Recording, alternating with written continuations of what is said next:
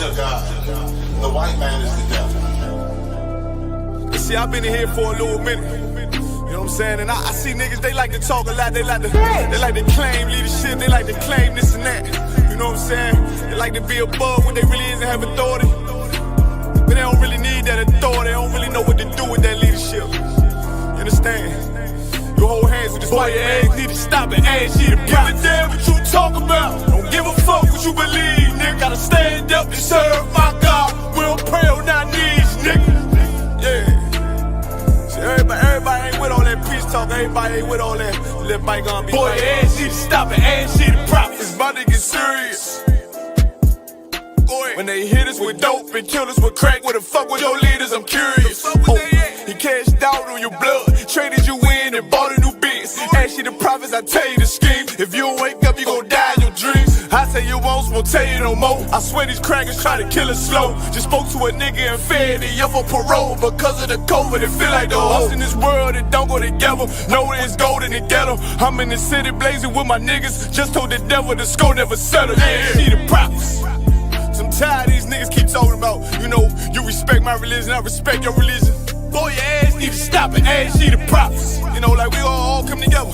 Cause you know, they say God so loved the world. God so loved the world, and boy, your ass need to stop it, ass you the prophets. Don't give a damn what you talk about. Don't give a fuck what you believe, nigga. Gotta stand up to serve my God. We don't pray on our knees, nigga. Yeah. Hey, gentlemen, we don't pray on our knees, nigga. Gotta stand up. You know what I'm saying? Boy, your ass need to stop it, ass shit. Oh, I'm with step, I'm solid for show. To the fake niggas, stay silent, I got it, let's go. I ain't taking no loss, ain't no talking when we got the flow. Ain't no peace, just pay with your own. I'ma be loyal to the right arm. Tell him we can't keep me slave. And I can never let bygone be bygone. Got your baby mother on high, got your baby pass through the fire. Ain't she the prophets, that baby so belong to the Lord. How dare you abort it? Devil will failure, bitch, I can afford it. I prepare slaughter, you bring me my water. Push your leaders weak, let them lies slip through their teeth. Their ass need to stop it, ass she the prophets. That's just the reality, Christians. I'm sorry to hurt your feelings. I know your pastor lied to you every Sunday for 30 years, but that's what the church is for, lying. That's why they exist, to lie the money out of your pockets. Boy, your ass need to stop it, ass she the prophets. Give a damn what you talk about. Don't give a fuck what you believe, nigga. Gotta stand up to serve my God. We don't pray on our knees, nigga. We don't pray on our knees, nigga. Gotta stand up to serve my God. We don't pray on our knees, nigga.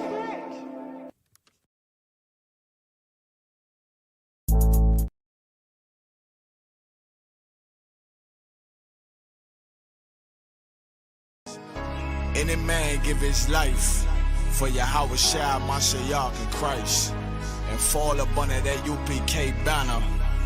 It's my brother and my blood, and I will die and kill for him if necessary. Go to ground, go to ground, go to ground, go to ground, go to ground, go to ground, go to ground, go to ground, go to ground, go to ground. It's all about that warfare, boy. Give ground, give ground, back up, give ground, give ground, back up, give ground, give ground. It's all about that warfare, boy. Take ground, take ground, take ground, take ground, take ground, take ground, take ground, take ground. My soldiers take ground till them stand down.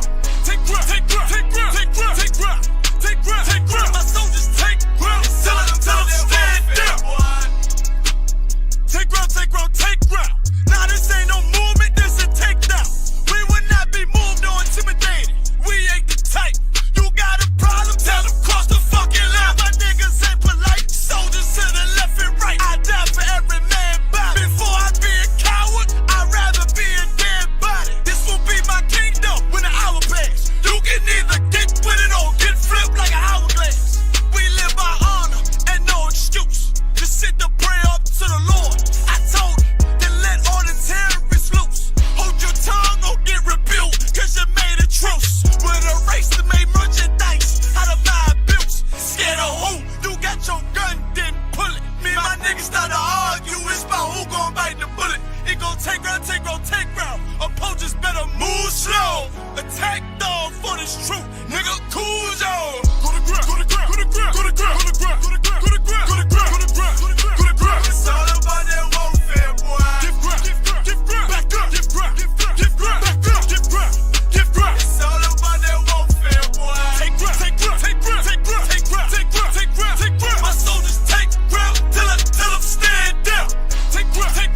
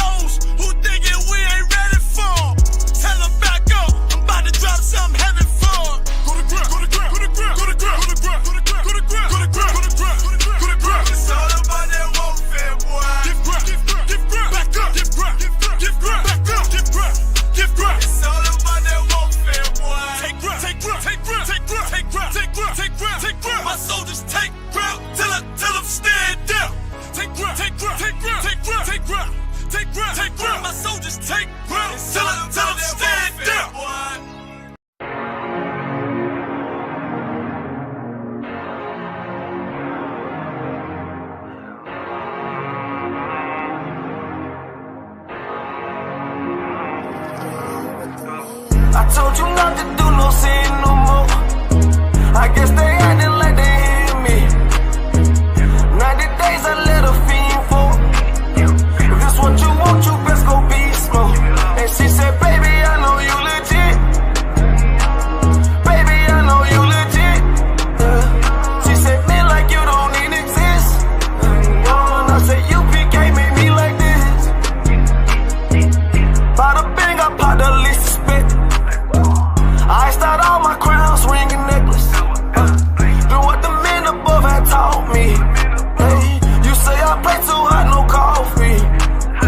I had to change my life like this, yeah. I'm taking life for what it is, yeah.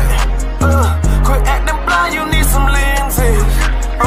Abiding by the damn scriptures, hey. I told you not to do no sin no more. I guess they acting like they hear me. 90 days I let a fiend for.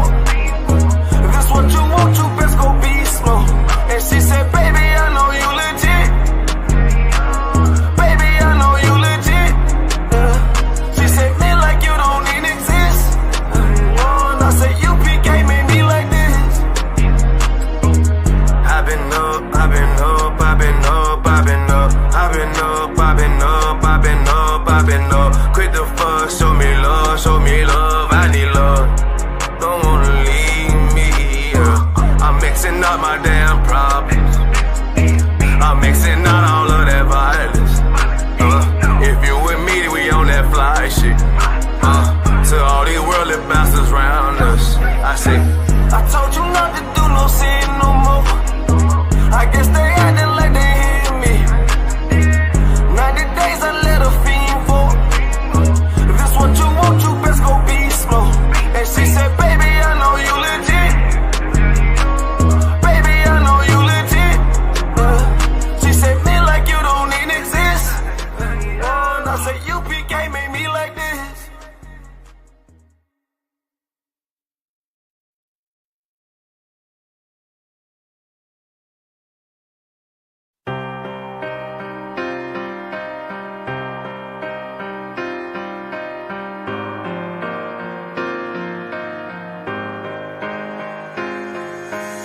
See, I was born to be a soldier. See, I was born to be a soldier. See, I was born to be a soldier. I was born to be a soldier. Hey, hey. See, I was born to be a soldier. I was born to be a soldier. See, I was born to be a soldier. I was born to be a soldier. See, I was born to be a soldier.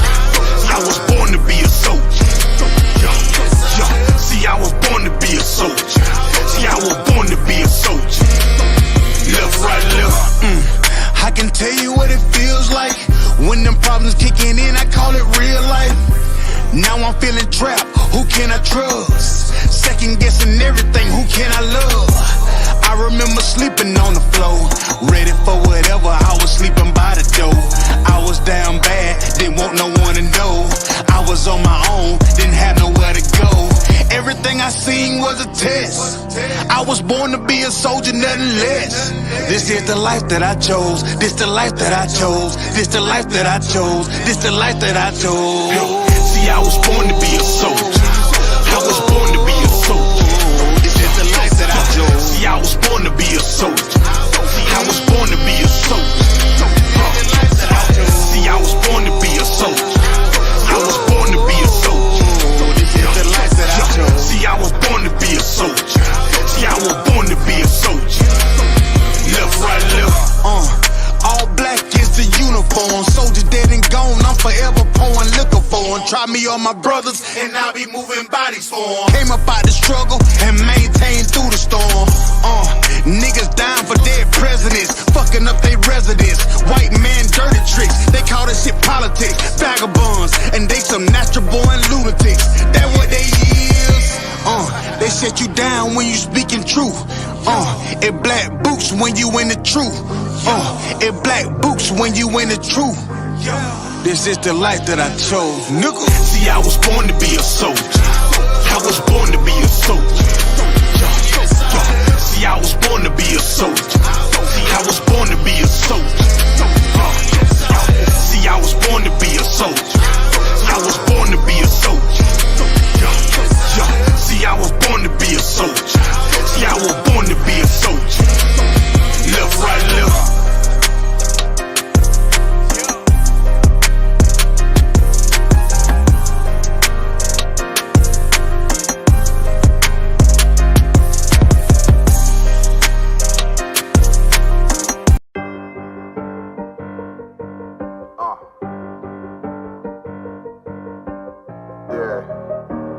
44 shit, you know what I mean?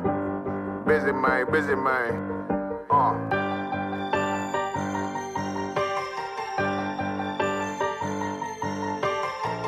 Look, when that shit drop, you step all the way on their neck, step on their neck and they head with that shit.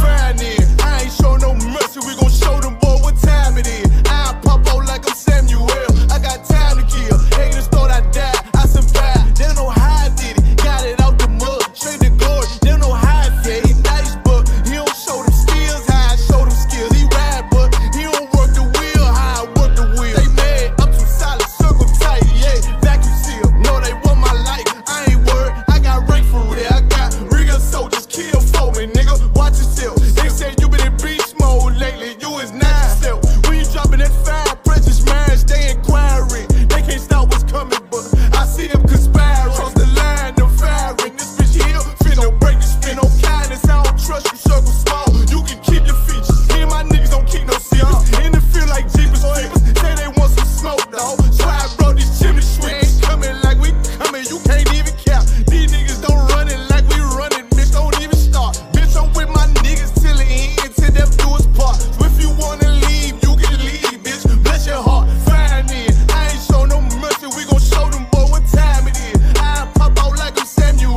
I got time to kill. Haters thought I died, I survived. They don't know how I did it, got it out the mud, straight to glory. They don't know how I feel, he nice but he don't show them skills, how I show them skills. He ride but he don't work the wheel, how I work the wheel. Ooh, I got a man, circle tight, yeah, vacuum seal. I heard they want my life, I ain't worried, I got rate for real. Take over in effect, yeah, I'm fully focused. You might not see it on me, just know it's women, that bitch fully loaded. Ooh, yeah, we up and rolling. Told them I need major motion. Think I'm joking, I'ma school them niggas like they baby Jody. Got it out the dust, now I'm too clean, don't know why they hate me. What you want out life, dawg? Guns and butter, baby boy. U.P.K top, dawg. Certified road runner. I'ma turn that econ line van to a damn tank. I got chopper stash in the attic like they Air Frank. They had that shit on lock till I snapped on them like bolt cutters. You cannot play both sides, gotta choose your colors. See him throwing that one up with that W, that's my blood, bro. Fine in, I ain't show no mercy, I'm gon' show them boy what time it is.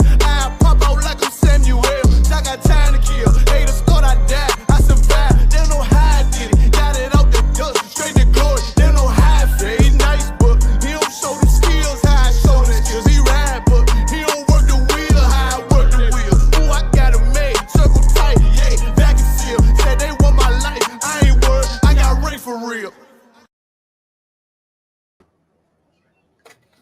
Well, yeah, man. Clap it up.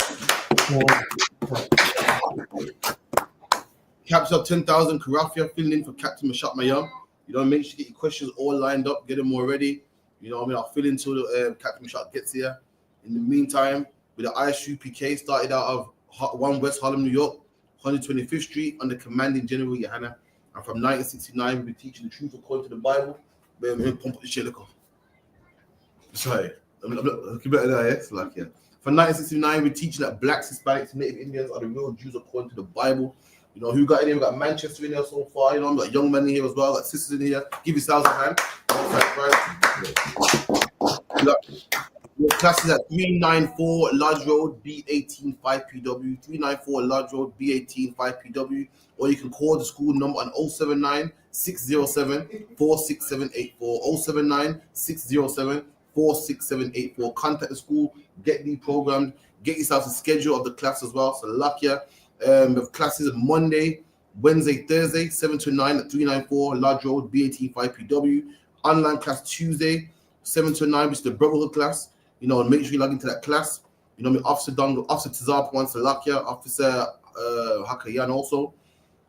Also classes on Friday, which is the Lasha one Kodash, which is the Holy Tongue, 7 to 9 as well. Make sure you look out for that class, powerful class.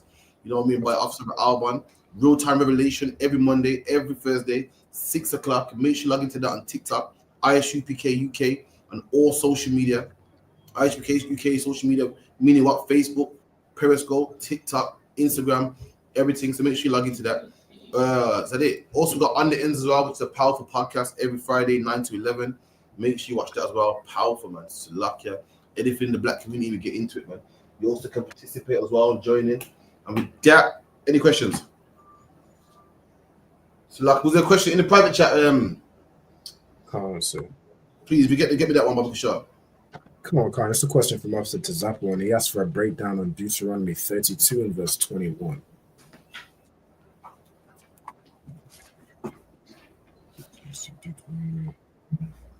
$32 and what? 32 and verse 21. Quantas up. Read that, Baba Kushar. Canada and Khan. Deuteronomy 32 and 21. Where was it? They have moved me to jealousy. They have moved me to jealousy with that which is not God. Okay. They have provoked me to anger with their vanities. And I Okay, will so move them. so is it just a breakdown you want, or So I just want to understand which bit is it now? It's the end bit really. The bit that's coming up. So we've moved the Lord to anger and jealousy, right?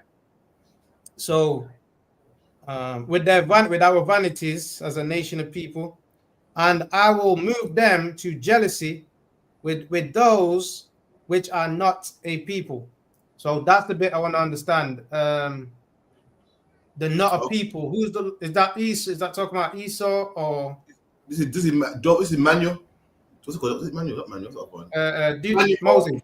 Manuel for Salakia. When you read the New Testament, Paul quotes the scripture.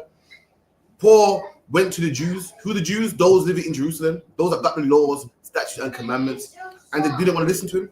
And who did Paul went? Paul went to the black men that grew up in Greece, the black men that grew up in Athens, the black men that grew up in Corinthians. And Paul quoted the scripture.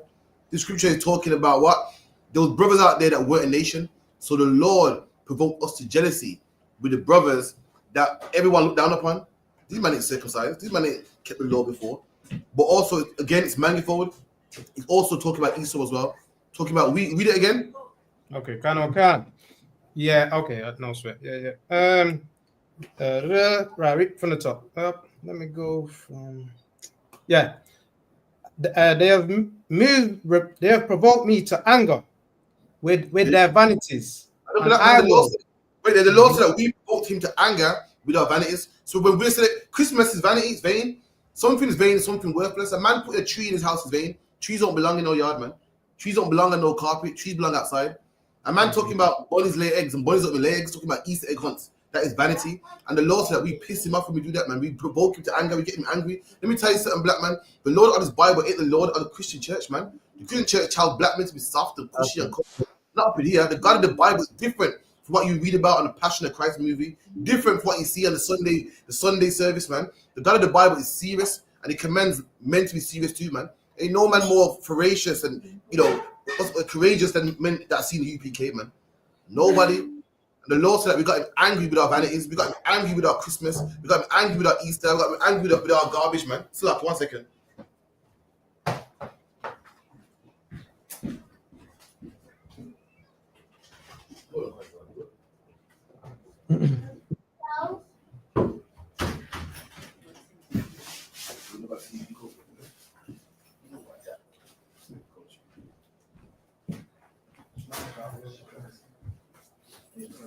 Slack about that. Carry on.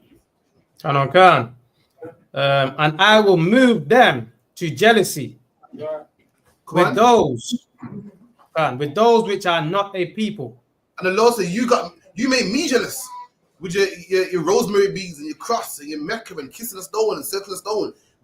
You made me jealous with people that's with things that are not real. I'm gonna get you jealous with the people that ain't even the people. A people that's not even a people, a caveman. The oppressor is the caveman. The Lord said, okay, you want to make me jealous over stone and Easter eggs and bunnies. Okay, man. I'm gonna put a man over you that ain't even a man. This man's a caveman. He ain't got no written language like what you man got. He ain't got no good prestige history like what you man got. I'm gonna make him rule over you though. That's the man you're gonna pay your light bill to. That's the man you're gonna pay your rent to. That's the man you're gonna make all your laws and pull you over when you're driving your car. That's the man you're gonna want to be like. You put up a no God for me. I'll put up a no people for you. Come on. Right. Can. I will provoke them to anger with a foolish nation. There you go, with a foolish nation. Foolish man. We're under a man that says it's okay to identify as a woman even though you're a man. It's okay for a man to identify as a woman. It's a foolish nation, and that's what we got ruling over us, man. We roll over a man that this man makes cars that can go 150 miles per hour, but then says you only can go 70. What you doing? What you doing? Doing 150? That's dangerous speed. So why would you make a car that? Why would you make a car that can do 150? Meanwhile, no one in England could ever do 150 ever. There's never going to be a situation in life where you could do 100. None. Not on the motorway. There's no motorway that goes past 70. So why would you make it for? That's the man that rules over us. The man that makes cigarettes and then puts it in the box, you will die if you're smoking though. That's the man that rules over us. And that's the man we got to pay rent to. That's the man that stops and frisks black people. That says, where you going? That's the man we got to, pay a passport to and answer to him. The Lord said, you do it to me. I'll do it to you, man. Come on. That was it. It's just a 21. And then this bit, what I want is understand as well is from 27 to 43. So that part of it as well. 27, go on. Yeah. So, so the you said it was twofold. So I understand the enemies, the oppressor. What about what's the other side of it? Twofold. So the other side was this. The brothers in the land that were Jews. When you read about Jews, talking about Judah, Benjamin, Levi, the aristocracy of Israel that knew everything, had the answers. They're the one that everyone went to, the prestige brothers. And Christ said, "What? I ain't going to you no more, man." And Paul gave the truth to brothers that was nobody, brothers that was Corinthians, brothers that was Romans, brothers that was no one. That's a lot. He provoked them to jealousy with what? A foolish nation. Brothers that weren't a people. Brothers that grew up, being Roman and Colossians. That's the other side to it. That's the way he provoked the Jews, the people that had the truth, to jealousy with a foolish nation.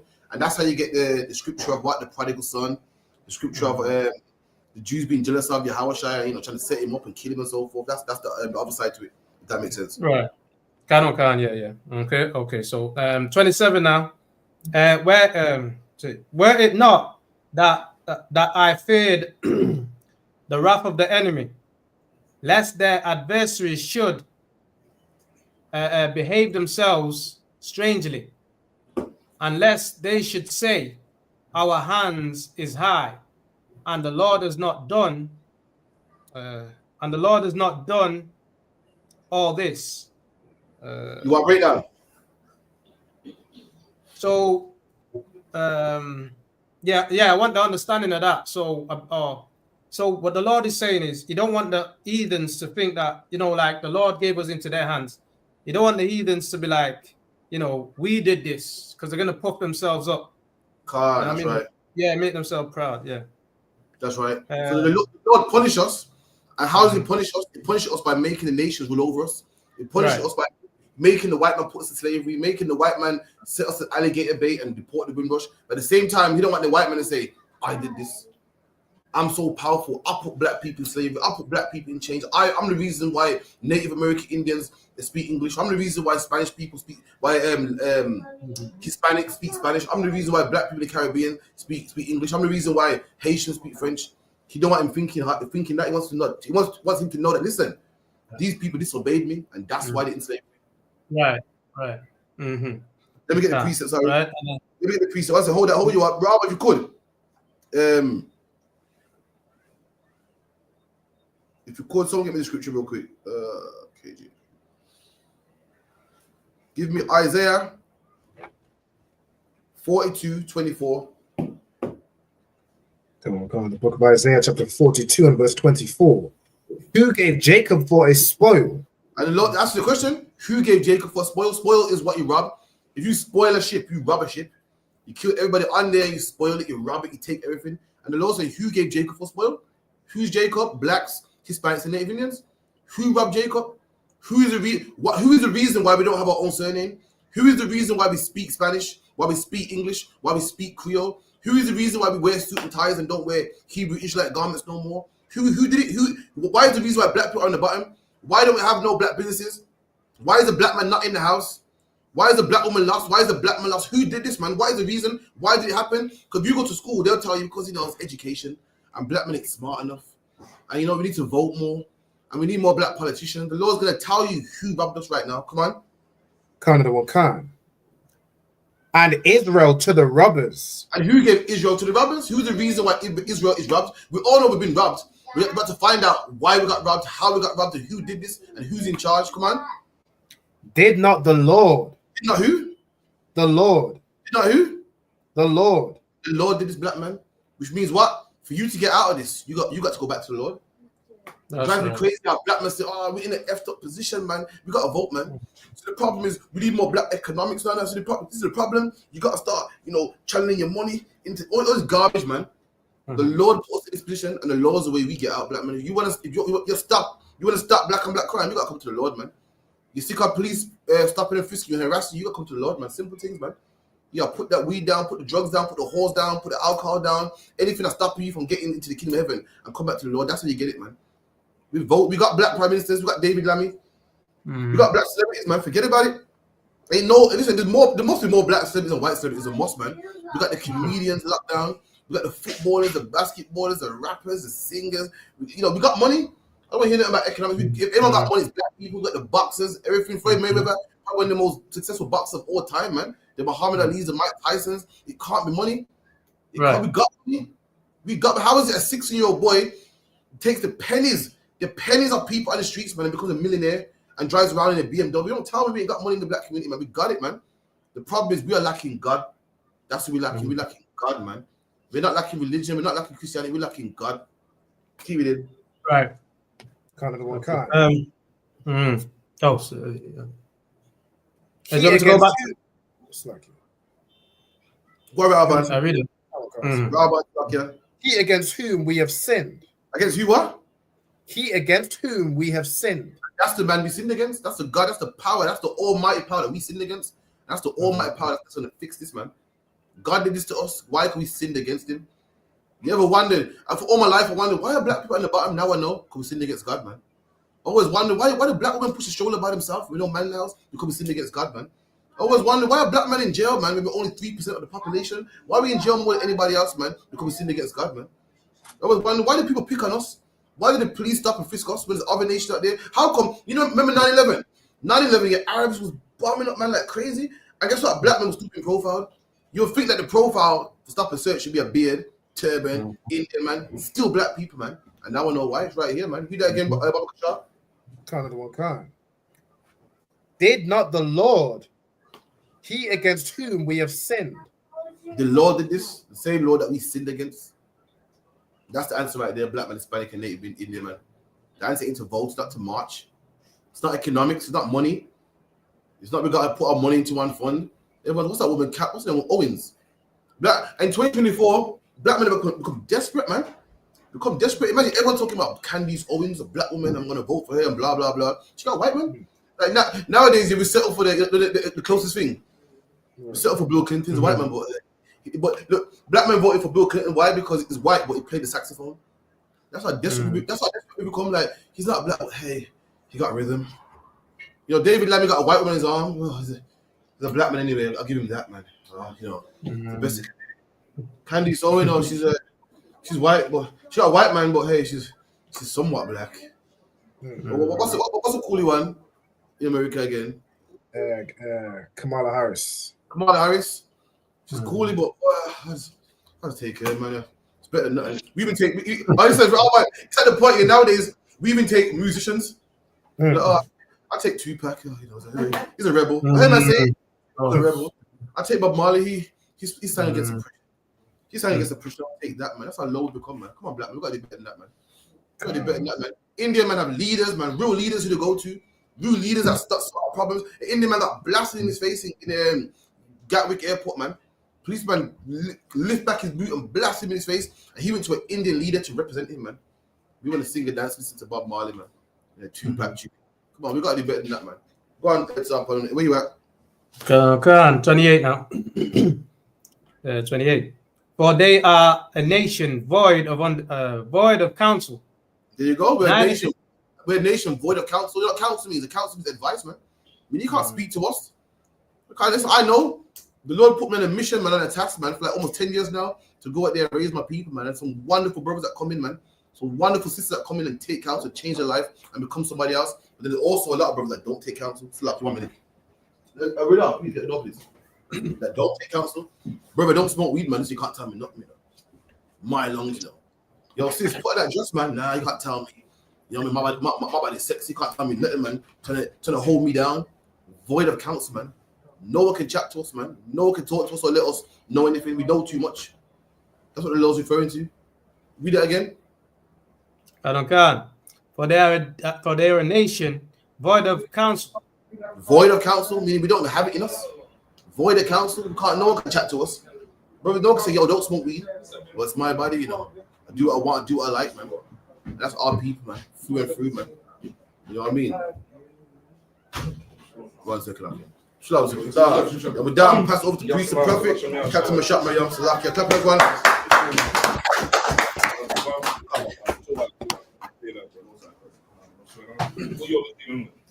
Breaking down provoking to jealousy with a nation that in a nation. Okay. I'll let you know that we provoke the Lord to jealousy with our vanities, our Christmas and stuff. Okay. You know, now we're gonna answer to it was a question somebody had, or yeah, it was after the one, sir. Okay, no, so what was your question? It was that, sir. Okay, I'm sure. Go ahead. What was the question to that one? Just so I understand. Yeah, so the question is in Deuteronomy 32 and 20 what was it? Sorry. And 21, which was they have moved me to jealousy with that which is not God. And then the Lord is saying he'll move us to jealousy with them which are not a people. Okay. And what was your question with it? So I just wanted to get those that are not a people. I wanted to get a better understanding of that, basically. Yeah. That one. I'll take one of these shit to move on. Slack it, brother. Say that one more time. Yeah, I can. So I wanted to get a better understanding of them which are not a people. Oh, dropped out. Yeah, I think we might disconnect. Mm-hmm. No sweat. Hmm? No, I just said no sweat. I said no sweat. Right. What in here?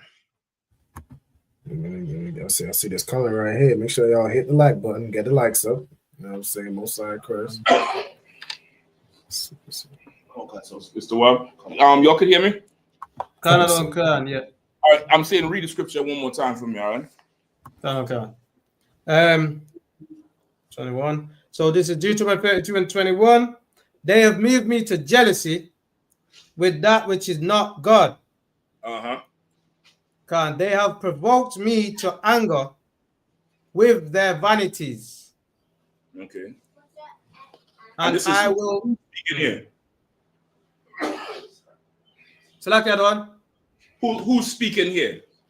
The Lord speaking to Moses. All right. And who's he talking to? Moses. Okay. Yeah. Go ahead. About us, basically, the Israelites. About Israel. That's right. Yeah. Mm-hmm. Go ahead. Can. So, and I will move them to jealousy with those which are not a people. So that's the Go ahead. So that's the bit that I wanted to understand. Like, who's the a better understanding of who's those that are not a people. Okay, so in the first part, when he said I would move the where you want again, Deuteronomy 1? 32 and 21. All right, so in the first part, when Moses is saying, when he's telling Moses they have provoked me to anger, read that part again. Deuteronomy 1. 32 and 21. Okay, go ahead.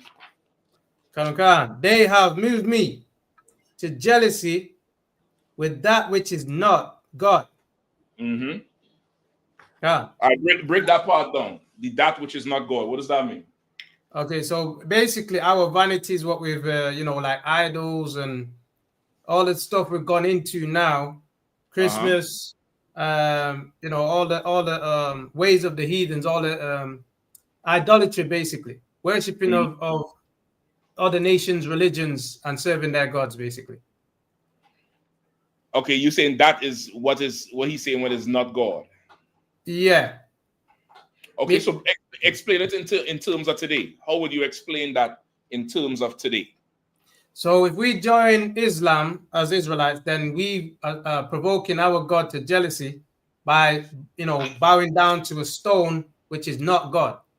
Okay. So what about if I don't join? What about if I don't believe in nothing? If you don't believe in nothing, well, there's no such thing as believing in nothing, because there's always someone's philosophy that we've learned in this hemisphere, basically. So okay, so now let's say I don't believe in nothing. I don't have a label. All right. Okay. But my life is, I go to a slave, I celebrate the Christmas party at the slave. Celebrate where you have what's the thing? The thing with the puppy. What's it called again? Remembrance Day. I do Remembrance Day. I bust fireworks on Guy Fawkes night and New Year's night, and whenever the Pakis them bust fireworks, I'm doing it too. What about in that situation? Well, that's the same as worshiping other gods, because the Saturnalia and all of those. Okay, well, again, you ain't even gotta go so deep. All you had to really establish is somebody who is not honoring the Lord like how He wants to be honored. You get the point? Right. Everybody understand? You want somebody you want to explain it to the everyday person that as long as they're not honoring the Lord how He wants to be honored, that's what it's talking about. Because everybody swear they honoring the Lord.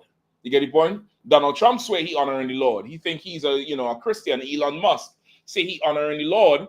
Yet still he do the Heil Hitler salute. You also all of that, right? They all think they're religious. They all think they honor the Lord. They all think that they're doing God's will. So you don't want to box this part to somebody who's wearing a kufi and a dress, or somebody who's wearing a suit and a tie, or somebody who into Rastafarianism, because now those are religious people. But there's many non-religious people who just floated. You get the point, is that one? Yeah, I'm sorry. You definitely want to just make it plain that instead of describing the examples of what not God is, describe what God is. And everybody will know that they're not doing that. And that's how you know you're provoking the Lord to jealousy. Go ahead, Cap. The way you dropped it, so is it right? It's fair to say that you're Christian anyway, if you're not in here. That you're walking into that. Like you'll hear us say everybody Christian. I'd be like, no, I'm not Christian. But when you walk it down like that, everybody is Christian. You get the point? So you want to explain that part, right? Go ahead. Yeah. As long as you're not serving the Lord, then you're Christian. That's Christian, really right. what it is. Go ahead. They have provoked me to anger with their vanities. All right, and what's that? What is their vanities? So that's the now getting into what they do, like the Christmas, and now bowing down to the stones and stuff like that. That's the vanities. Again, you boxing it in. You are boxing it all the way in. That ain't just the only vanity. Voting is a vanity.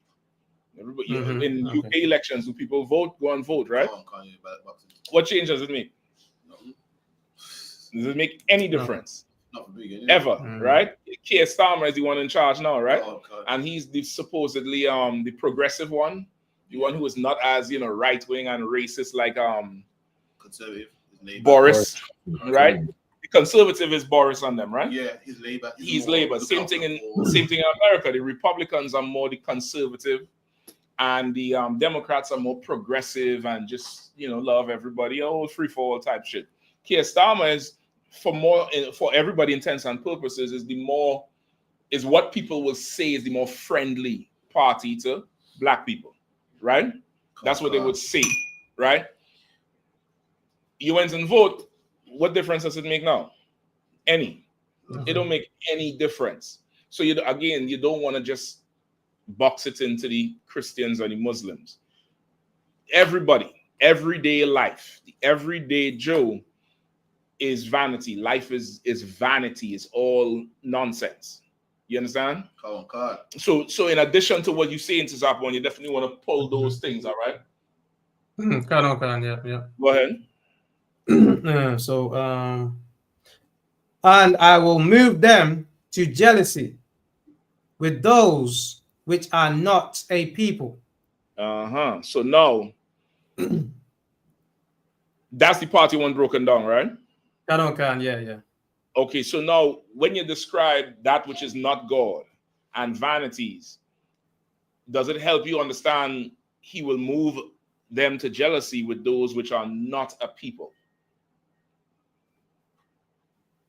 Does it give you any hint to it, or not so much just yet? Salaki, I don't know, it's chopping up, so I didn't hear you. Oh, Salaki. How about now? Could you hear me now? Again now.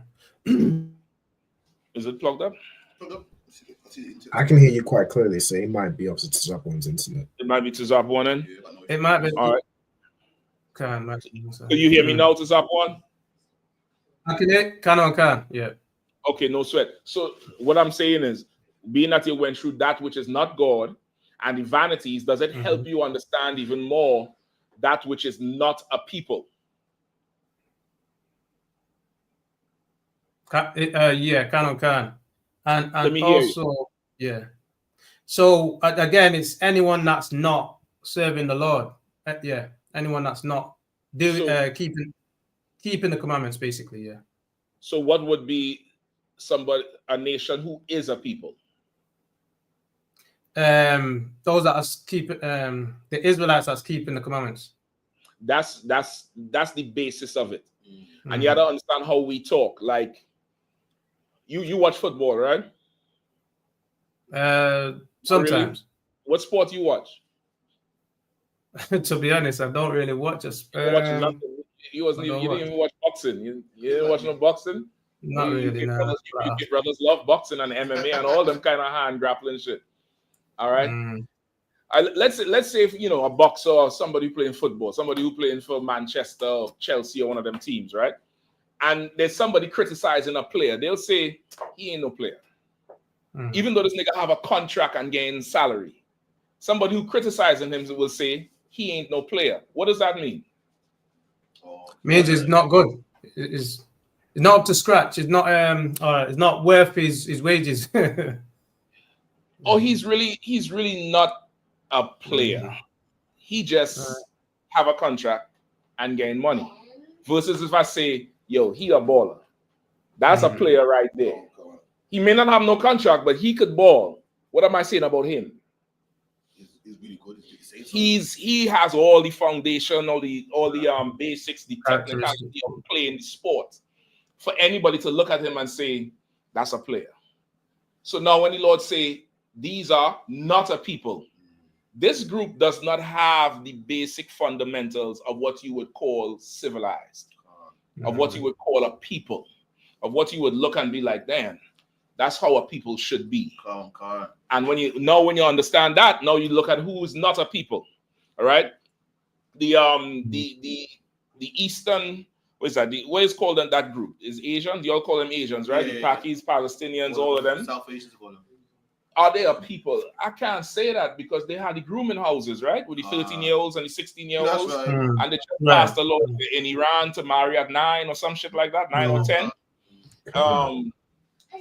They have something called, mercy killings. Mercy killings. Come on, you gotta pass the mic to the remote one. Go ahead. Okay, with the South Asian or East Indian, it's more honor-based violence, honor-based killings. Well, what is it? So basically, they view honor over everything. So if you shame somebody, you're worthy of death. You're making it sound good, sis. I like it. You making it sound plausible. Go ahead. So if you're a father and your daughter was like marry a white man or a black man, you kill it. It's not murder. That's not honorable, sis. That's not justified. Don't put the honorable cloak on that. That is horrible. That's right. But that ain't honor. That's not honor. Now they'll talk about it with esteem, like if it is honorable, but the whole family will gang up on this girl and she'll go missing. And they do it here in England, not just in their country. They do it here. The girl gone, she gone, and now they're trying to figure out where she is, and they let them do it. There's no stopping to it. You get the point? And I think they could do this if she goes driving without an adult, if she goes out on her own, if she's seen talking to somebody who they don't want around her. I think they could do it like that. Once the family feels shame and hurt with a little fragile ego, they could just, put her to death or whatever. So you mean to tell me you can't just kick her out? The congregation put her outside? Even the Lord did not kill Adam and Eve. That's right. Even the Lord just told them leave. That's right. Since you want to be like them, go live with them. But them and their God, they put her to death for what? Because they're not a people. You understand what I'm saying? The so-called white man, the oppressor, he is not a people. You see how he has people living, everybody in England is basically one check away from poverty. One check. Yeah, even in America, they say the average family can't withstand $1,000 emergency. Whether it's a car, a medical emergency, something, the average family cannot. $1,000 emergency will break a family. And I think that's true across the board, where we live in a way where we can't afford for certain things to happen, so we're extra careful. The oppressor, he don't care. He hits a pothole, the suspension off, he drop it off by BMW and just say, send me the bill. That's the life they live. And because they live that sort of carefree, careless life, you have the nephew or the Queen of England raping some woman and they just pay her money. You get the point? They done taking advantage of every single country and taking all the resources. These are people that are not a people. They're really not that glorious. The royal family only look good on TV. You come to the UK and you realize they ain't special. You get the point? Come on. They care about money a lot as well. Make sure you have the mic, huh? Go ahead. UK people care about money too much. Like, you'll think that the UK will be like, let's get rid of these immigrants. Let's keep Britain white. They don't care. For me bringing in money, they're like, whatever. Because they're not a people. Come on. They are not a people. These are not, somebody who would look at them and be like, I want to be like them. You know what I mean? I want to pattern after them. They don't command that. Now, with that said, you have a nation who people look at and pattern after. Who would be a people to Zappa? That's us. That's our people. That every nation want to be like. Yeah. That's the 12 tribes of Israel, especially in like the UK, which is heavily the tribe of Benjamin, some Judah, some Asher, some Ephraim. All the other nations try to be like us, and we are the bottom of society because we are a people. That's right. We got laws, we got code of conduct, we got swag and what the Bible calls salt, which is flavor. How we talk, how we walk, how we dress. And they want to be us so bad. Well, Robin, what's that mayor in what's the name of the place? Can't say in Lambeth, sir, South London. It's London. I thought it was in Cumbria. You have the video? Could you pull the video? I can get it, sir. Come on.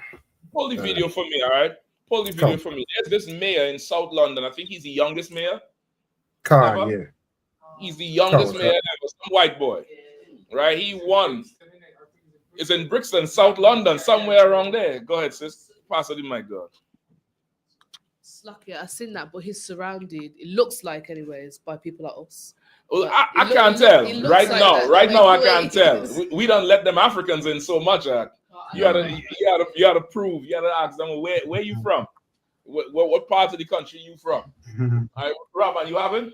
Come on, sir. Shit, not that country. You got to take that back to the grandparents. And don't tell me Kingston or Montego Bay or Georgetown or Port of Spain. You got to give me some real ends places that you got to be living there to know. All right, y'all take a look at this. Go ahead. Come on.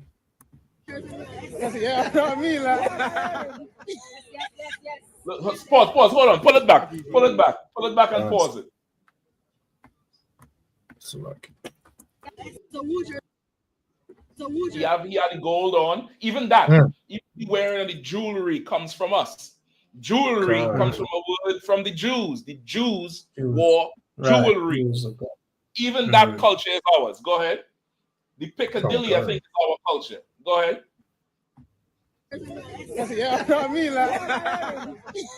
Pause it right there. Oh, you missed the sign, Rabban. Come on, Rabban. You gotta help out. Right there. What is that? Why is he doing that? Right. He just inherit the office of a mayor in one of London's boroughs. London. This ain't a borough in Estonia or Turkey or somewhere where people don't really respect that much. This is London. And he started acting black because we are really a people. That's right. If there's a people who you want to be on the earth, you want to be black. That's right. You don't want to be white. You don't want to be all retarded Elon Musk, all retarded dumb devil. If he didn't have no money, there would be no Tesla. And he's not that smart. Don't let nobody fool you. He'll sit with some scholar for 2 days and just have the person explain it over and over. Then he come on TV and talk, and you think he's smart. That nigga never invent shit. He just got money. That's right. You get the point? But these who they try to mock, we are a people. That's right. We are really a people. Go ahead. Come on. Yes. What's down there? Right outside the town. We are camp right there. Go ahead. Keep playing it out. Just keep playing.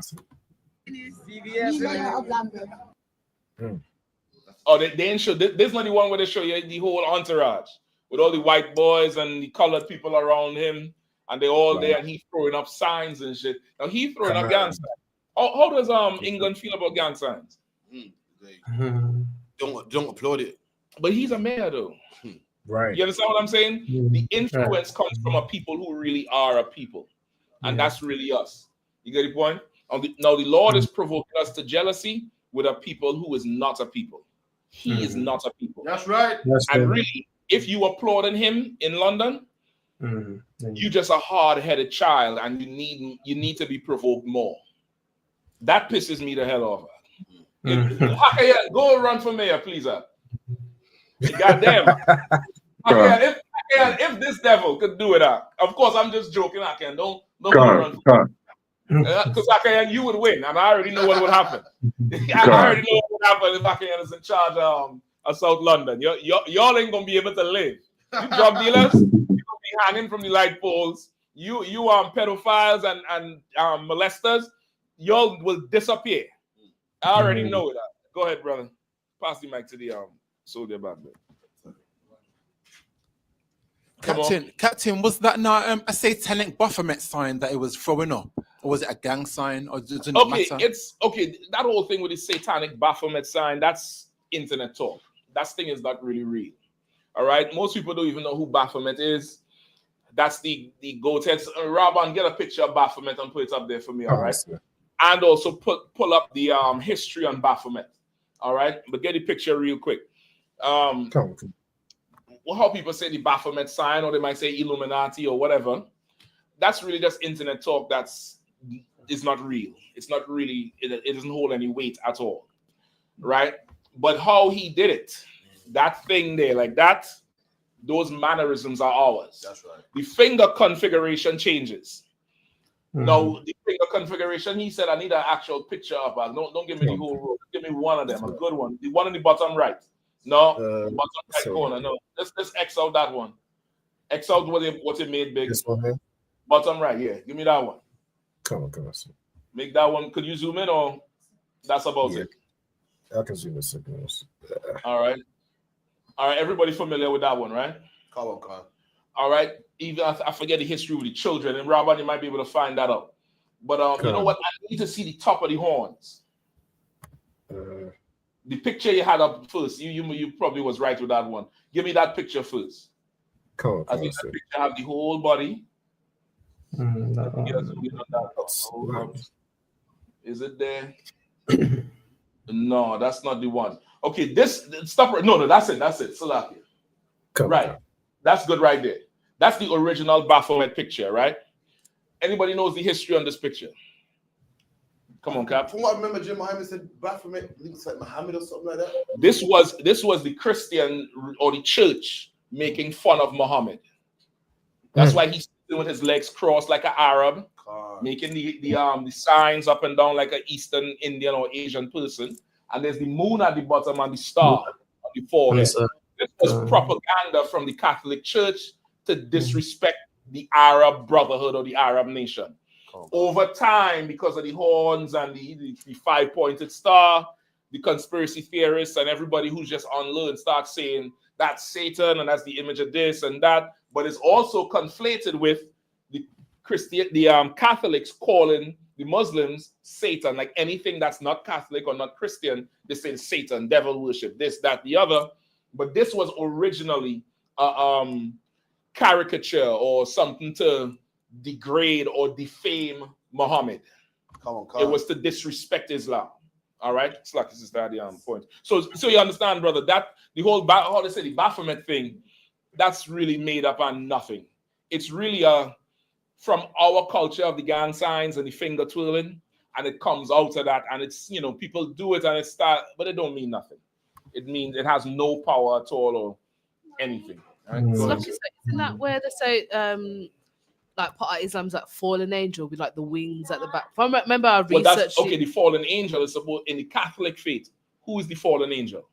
The devil? Satan. God. They're trying to say Muhammad is Satan. Yeah, it's like just think of the typical British satire and how British people make fun of people. British humor and British not humor, but how they embarrass you. What's the word I'm looking for? Mock. Is it mock? Mocking. Like how UK mocks people. It's not the typical how we would mock you. We would mock you where it's easy to start laughing. British mocking and humor, you gotta think a little bit. That's why they say it's tongue in cheek. You ever hear people say, "Oh, that's kind of tongue in cheek or cheeky"? Because you had to be like, for a second, you had to be like that for a second, and then it hit. That's how British humor is. There's a recent commercial with Sol Campbell. You all know who Sol Campbell is? He used to play for Tottenham, then he went to Arsenal. Oh yeah. Right? Tottenham fans call him a traitor till this day. And he has a commercial for the new year about switching, is it laundry detergent or I think a cell phone plan? But he walks around his house and he's and there's little hints where he's going from white to red. And he's saying, listen, don't be afraid, man. If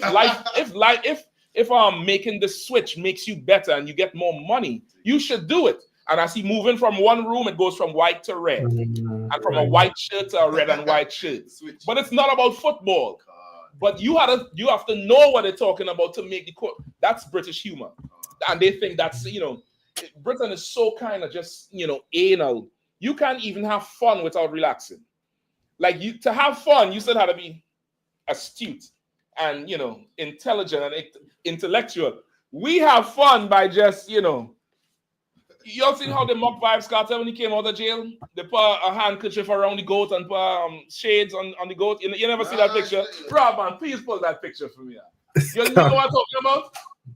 I ain't seen that. Oh, come on. I'm going to send it for you right now. Somebody had it. Go ahead. When Maradona died, they was like, oh, yeah, finally got taken by the hand of God. You know what I mean? That's it. You get the point? He finally got taken. But even that is more how our style is. But typically, they would, you know, they're very, you know, you have to think and work upstairs before you could get the joke. Would you say like how just funny? Someone said to Donald Trump that his mom is a buffoon and he sued him because his mom technically ain't a buffoon. Is that kind of humor like that? Or no, it's more you had to think the thing through to really get the thing what we're talking about. You had to really. Everybody know Mr. Bean. Come on. How many of you realize Mr. Bean was about a Paki immigrant? No, I don't. You knew it from before. Majority of people didn't know. They just thought it was this dummy who couldn't talk. He couldn't talk because he didn't want to talk for being mocked because a Paki immigrant talk like that. And they can't talk too good. And they don't want to be mocked. And then they're trying to be white and abandon the culture. You get the point? That's the type of humor. Like, you see Mr. Bean, I remember seeing it growing up, and I was like, what the hell is wrong with this fool? And he in church saying, he can't even talk. But come to realize, this is them mocking the Asians. You get the point? This is them mocking the Asian people. You understand what I'm saying? Robin, you didn't find that picture yet? Nah, I'm not into finding the Vibes. Oh, Lord. Like, select the other one. Go ahead. Yeah, just thinking of back in the days when they used to depict, you know, black people as like a cauldron is cooking, and the white people's in the cauldron, and the black people, are dancing around the cauldron or walking around it with the bones in the nose and all that. That's how they used to depict us. That's how they would depict us. Yeah, right. Yep, that's how Kind they of would like depict us. Like that British humor is very, it's not like how we would make fun of somebody that's just flat out. Hold on, let me see if I find this picture here for Rob. Oh boy. It's okay. Remember when Vybz Kartel came out of jail? He was walking funny, looking funny, had the handkerchief on his face, right? You remember that, right? Come on. Okay, somebody made a parody. This is just a joke with a goat, a literal goat with shoes on. Like they take a goat, an actual live goat, put 2 shoes on, put the bandana across the goat face, and put shades on, and put Addy the teacher or the palm or something like that. Now that's, you ain't gotta think for that. You get the point? It's just funny. I'll find it for you, Rob. I mean, shit. I know I've seen it. Is that like? Is that to say, Salaki? Is that to say he's the goat? I don't know what goat means. Exactly. Like, you understand what I'm saying? Because he looked funny, but Vybz Kartel is also touted as the greatest of all time. So they're saying the goat, but they're also mocking how he looking. You remember he was walking kind of like an alien and shit. They're mocking him. You get the point? That's how we are. That's not how they are. You get the point? We are a people who's really a people. Like we the ones who everybody wants to be like. And the Lord done, he chose us, and every other nation wants to be us. The problem is we want to be them. We don't look at what the Lord's culture is as special as the Muslim culture or the Christian culture, or being, like Dave Lammy up in the politics and talking all proper with the suit and tie. We don't esteem the Lord's culture the way we esteem everybody else's culture, and that makes the Lord angry. Imagine you're a father and you have kids, and you doing for your kids, and you're buying them toys and school, and you're helping them out, and they reach somewhere where they good off in life, and they give all the credit to some teacher or some white man or the neighbor, and you get no credit, and they want to be him. They want to be like him or like her, and they reject you damn near. That's how the Lord feels when we turn to these nations. That's how the Lord feels when we go marry these heathens. That's how the Lord feels when we abandon his culture and go after the culture of the other nations. The Lord feels disrespected. The Lord feels rejected. And he said, I'm going to do that to you. Since you did it to me, I'm going to do it to you. You understand, Tizap one? Right. Yeah, kind of. All right. You good to go? Yeah, Canada. Yeah. So it was that, and I was jumping. It was quite a bit, to be honest. It was the whole of from 27 to. I won't get it now anyway. But it was from 27. I wanted to better understand. I wanted to understand the whole from 27 all the way down to 43. Oh, that's a lot. We go up to 29 before. So yeah, we kind of went back now. So. Okay, no sweat. I could give you a few verses. Is there any questions in particular that you have, like a specific question here in those verses we're up to 42 or 43 that you could just jump to? Because I would like to get some other questions or this topic. All right. Let me see. In the meantime, any other questions, Robin? Robin, you didn't find the goat picture? Like I said, I couldn't find the gold picture, but I did find the one with JP, John Paul Ennis, and his entourage, the mayor of London. Okay, you could play that again if you need. Let's see right here.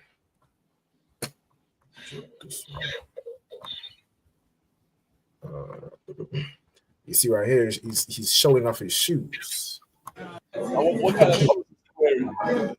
Stop it there. Hold on. I think that's like a level 5 roadman footwear. Go ahead. Good night TN, Air Max night TN trainers code. So listen, that's what I'm trying to tell you. That's our culture. The Arabs, the Pakis, whoever else wears it, and that's our culture. You get the point? That they are trying to, adopt down there because our culture is cool.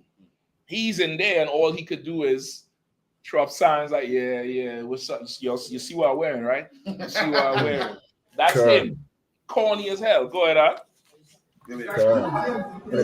Not lips up his thing to show the shoe. Pause it right now. Pause it right there. Oh, still like you. No, sorry, that's good. Yeah, pause it somewhere. Go around, brother. It's like he's trying to get props off like black people. That's really it. To see it Right. and think, yeah, this guy's down with this.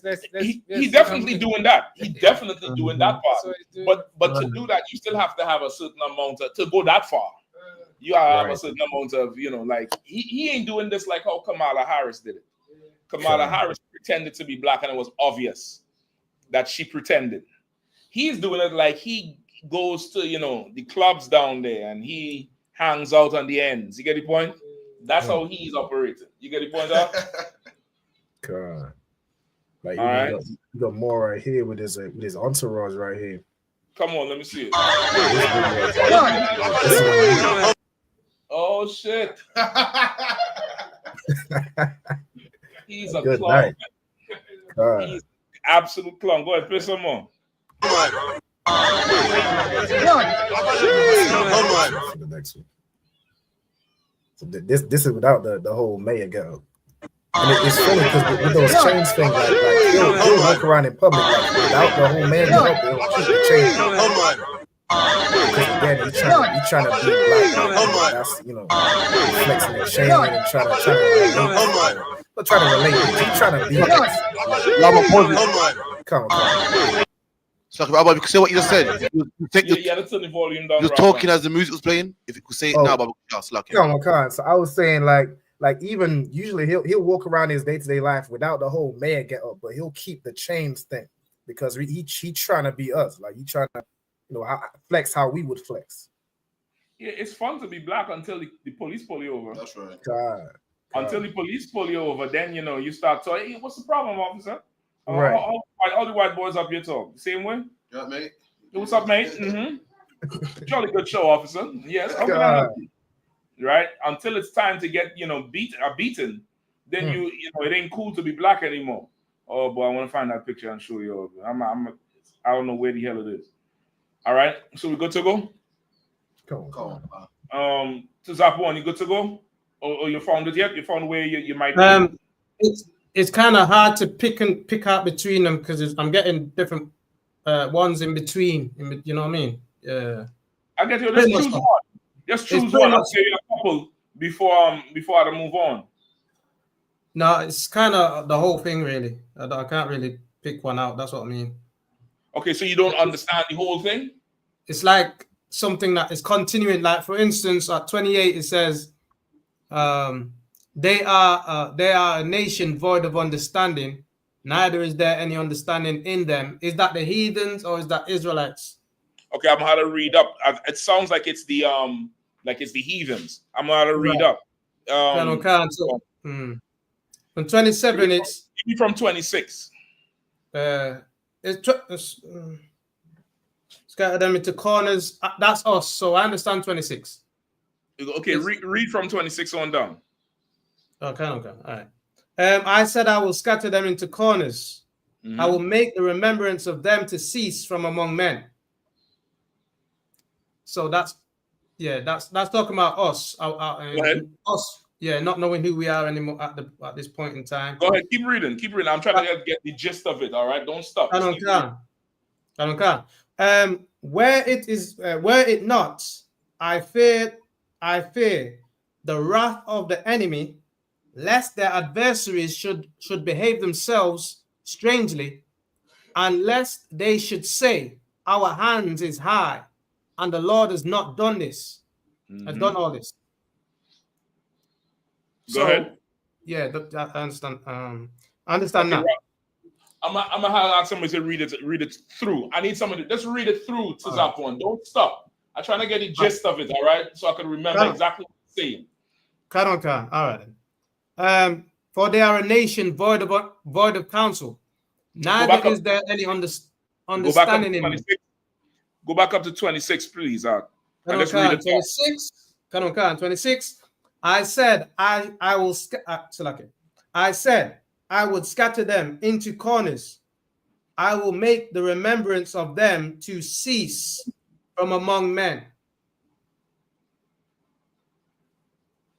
Were it not that I feared the Lord, that the wrath of the enemy, lest their adversary should behave themselves strangely, unless they should say, our hand is high, and the Lord has not done all this.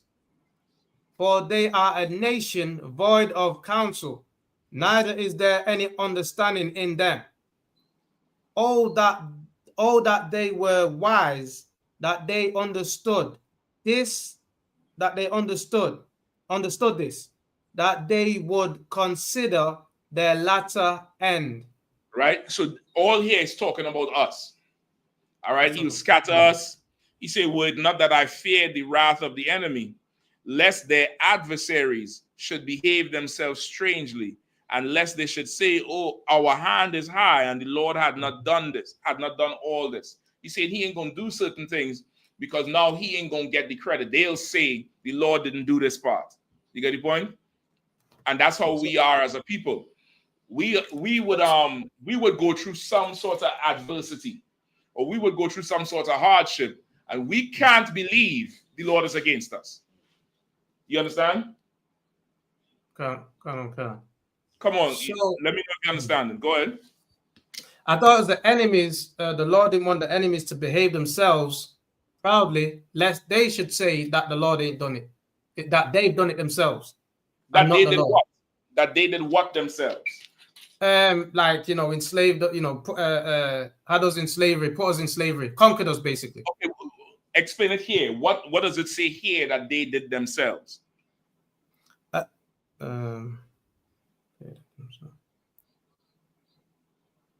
Which bit, Salakia? Which bit? That when you say I'm just asking you. You are introducing things that's not written here. I'm saying just relate it back to what's written here. So it says when it says where 27, were it not that I feared the wrath of the enemy, lest their adversaries should behave themselves strangely, unless they should say, our hand is high, and the Lord has not done all this. So is that the enemies saying that? That's my understanding of it. So okay, he's saying unless that they should say, our hand is high, and the Lord has not done this. What is the not done this? What is the Lord didn't do? Like it wasn't the Lord that allowed them to that turned his back on us and allowed them to enslave us, basically. So who would say the Lord did not do this? The enemies. Okay, okay, if the enemies are saying it, what consequences is it of us?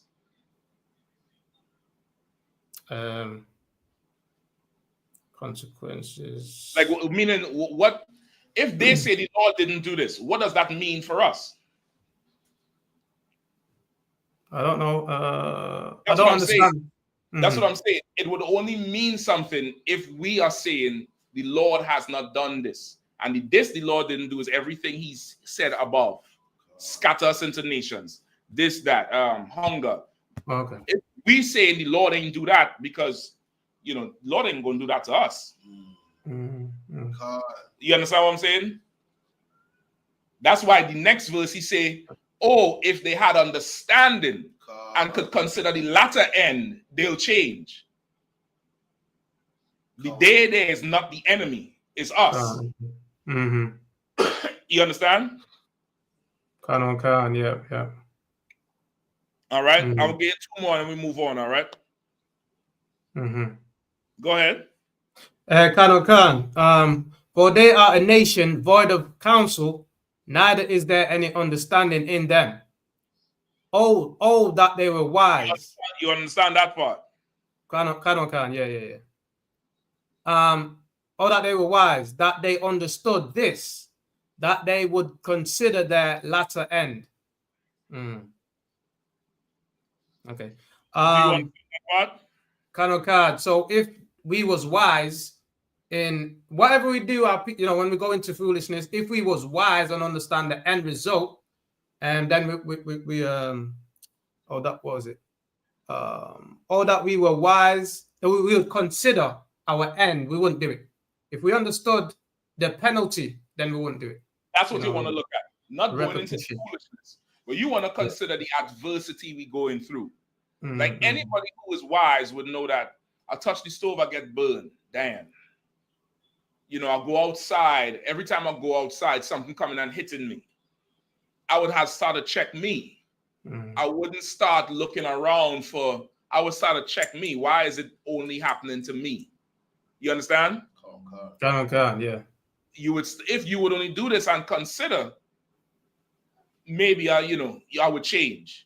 If I consider the end of this, because if I don't stop and change how I am, this thing will just continue all the way. It's like a parent disciplining a child. If the child had any sense, what would a child do? Listen. Listen. They start to obey the parent. If that child had any sense, because in the dynamic of a parent to a child, who can go longer? The parent, sir. The parent. The parent can go longer. That child can only take so much. You get the point? A wise child would just understand that part. An unwise child wouldn't, and then what would the parent do? Punish him, sir. Keep going or increase the punishment. You get the point? That's the scenario here. You understand? Go ahead. Right, Khan, verse 30. How should one chase 1,000 and two put 10,000 to flight, except their rock had sold them, and the Lord had shut them up? Now that's the same thing that he was saying before. Our people is not looking at it like you battle. You see the U.P.K battle them Egyptologists. Tizar react all the time. And they say, what kind of God gonna send you into slavery? That's your God? That's what he'll do? Lord ain't do this to us. Their God wouldn't do that to them. Their son God and their woman is God. Surely she wouldn't do that to them. Right? And they question our God. But read this last part here again. Another one can. How should one chase 1,000 and two put 10,000 to flight, except their rock had sold them, and the Lord had shut them up? Right. So now he's explaining the power of the Lord. How could one chase 1,000 and two chase 10,000? This is how we would beat the heathens in times past. Right? One of us would put them to flight. Flip it. A slave plantation is more slaves than a slave master. You get the point? When we was beating them, how could we beat them unless their God done fled, sold out? Because our God is God. Flip it around. Plantation. How could we be on the plantation with these couple 5, 6 devils? And we don't rebel continuously and just take it over. Because the Lord punishing us. You understand? Right. Go ahead. For their rock is not as our rock, even our enemies themselves being judges. Right? Their rock is not like our rock, meaning their God is not our God. It's not the same. That's how you was able to beat them in the past. And on the other side, slave plantation. Their God is not like our God. Their God didn't put us in slavery. Right. Our God did that. You get the point? For their vine is the vine of Sodom, and their fields of Gomorrah. Their grapes are grapes of gall. Their clusters are bitter. What does that mean? We become like our nations become like Sodom and Gomorrah, basically. It's not talking about us. Oh, is that not talking? No, that's right. Cap? That the things that they stand for. I think gall is like poison. Gall is like bitter poison or bitter. Really, it say it right after. Like grapes are what? Sweet. Sweet, come on. But their grapes are gall. What they give for sweetness is really bitterness. You get the point? Come on. They are like Sodom and Gomorrah. Bunch of batty, man. You get the point? They're not like us. They're very effeminate. Very, very effeminate in their ways. I mean, you know, I hate to make the comparison. UK cops and American cops, this is just two different things. And American cops are effeminate. That's why they're so scared. That's why they get. I seen a video today, brother. They pull a brother over in Florida. He has a license to carry. He has a holstered weapon. Most people holster their weapon with one in the chamber. You don't want to carry and you still had a rack. You go in the ground. Yeah, I'm just trying to tell you. You're not that quick. This ain't John Wick, nigga. You want to have one ready to go. Yeah, you have to. You have to. Shit, you do what you want. That's what I'm saying. The cop pulling the gun out, supposed to pull the holster out, everything together. The cop takes the gun out the holster while still attached to the brother, pull the trigger, shot the brother right in the leg. Not pull it out and shoot him. As she taking it out, shot him, and just walk away normal like she wanted to do it on purpose. Anybody who handles weapons know, if you're taking it off for somebody, you don't take the gun out. You don't know what's the stage of the gun. You can't assume it's unloaded. You can't assume it's not cocked. You can't assume you are one in. You take the whole thing out and then you go separately and clear it separately. She pulled it out, and as she pulling it out, pop, shot the brother right there. Right there in the leg. You get the point? Go ahead. She's too calm. Like, when I watched that, she's so... They were saying to put the gun down. She's so calm. I've never seen that before. Okay. So someone's just like, I'll be screaming. A lot of them cops be on crack too. That's what you don't know. They be drug addicts. Right? So either she did it on purpose because she wanted stripes to shoot somebody, or she's somebody that ain't been trained and they just took her along. Who the hell knows? But they be so scared. They're very coward. And they brutalize us. Over here, I mean, it's either way, they're both feminine. One is more feminine than the other. They're not masculine in how they handle things. They're quick to lie to you. You get the point? Like these nations are Sodom and Gomorrah. This is why is rainbow flag everywhere. You get the point? The grapes are of gall, the clusters are bitter. The wine is the poison of dragons and cruel venom of asps. The things that are supposed to be sweet, that naturally are good, getting it from them is horrible. It's poisonous. It's not good for us. It's a metaphor. It's comparing their lifestyle to us. And is the Lord saying, why would we want to be like them and be with them and cleave to them? It don't make sense because everything they have is just, it's on the wrong side of things. You get the point? You understand, Sisapwan? So it's like I don't. So I understand what it said, but I don't understand it right. When we're reading up here, it's saying, it's saying about the hands of the. I was thinking is the hands of the enemies, that the Lord didn't want to be proud, etc. But then when it comes to this bit, then it's the enemies. So it's the flip. It's the hands of the. Okay, which part are you talking about? Like 27, in between the 27 there, where the Lord says, lest they should say our hands have done this. That's our people, but then when it gets down to here, it's now I don't get how it's transferred over now to being the oppressor here. That bit I get what it's saying. Their goal is bitter and so on, but I don't get how it being the enemies now. Let me just help you out. All right. So 27 is two parts. All right. It's saying say that again. Another one. 27 is two parts. Two folds, other one. Two folds? Two parts. It's two parts of it. Like part 1 and part 2. Okay. 27. Would not that I feared the wrath of the enemy. Don't think that I fear these heathens doing something back. That's what he's saying. Don't think that I fear the heathens doing something back, lest their adversaries. What does that mean? Who's the there?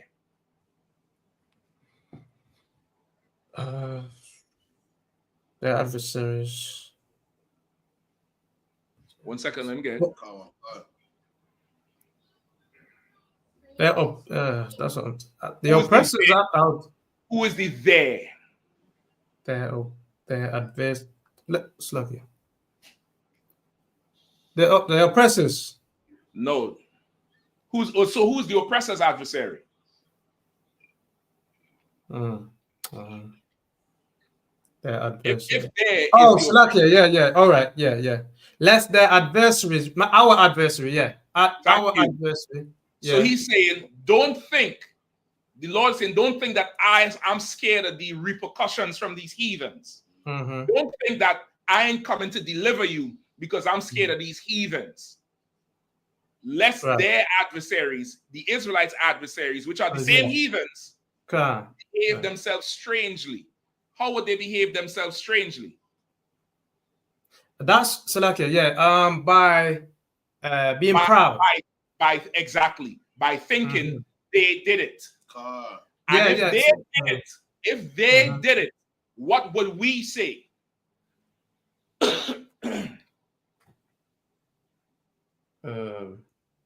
We would say God didn't do it. They did it. That's right. Do you get it? Yeah. Right. They would get proud. They'll start to behave themselves. Like we say today. Yeah. Hey, what do we say? Man, you acting brand new.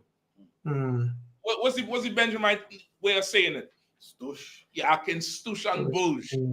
You there's a few others. It didn't come into mind now, but there's a few other ways we say it for somebody who acting, you acting brand new. You acting a little different now. You feeling himself. You know what I mean? Or you let that go to your head. Your head swell now. Or what did it say, buddy? Not frontish. Stush, bush, no, it's an old school one. It's an old school one. Come on, who's saying it's one of them like bragger, like a braggadocious.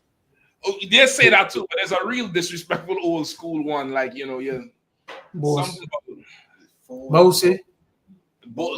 that is new. It'll come to me. It'll come to me. I might remember, but there's a real old school one, like, hair on your balls type shit, like that. You think you're something growing, you're managed, something like that.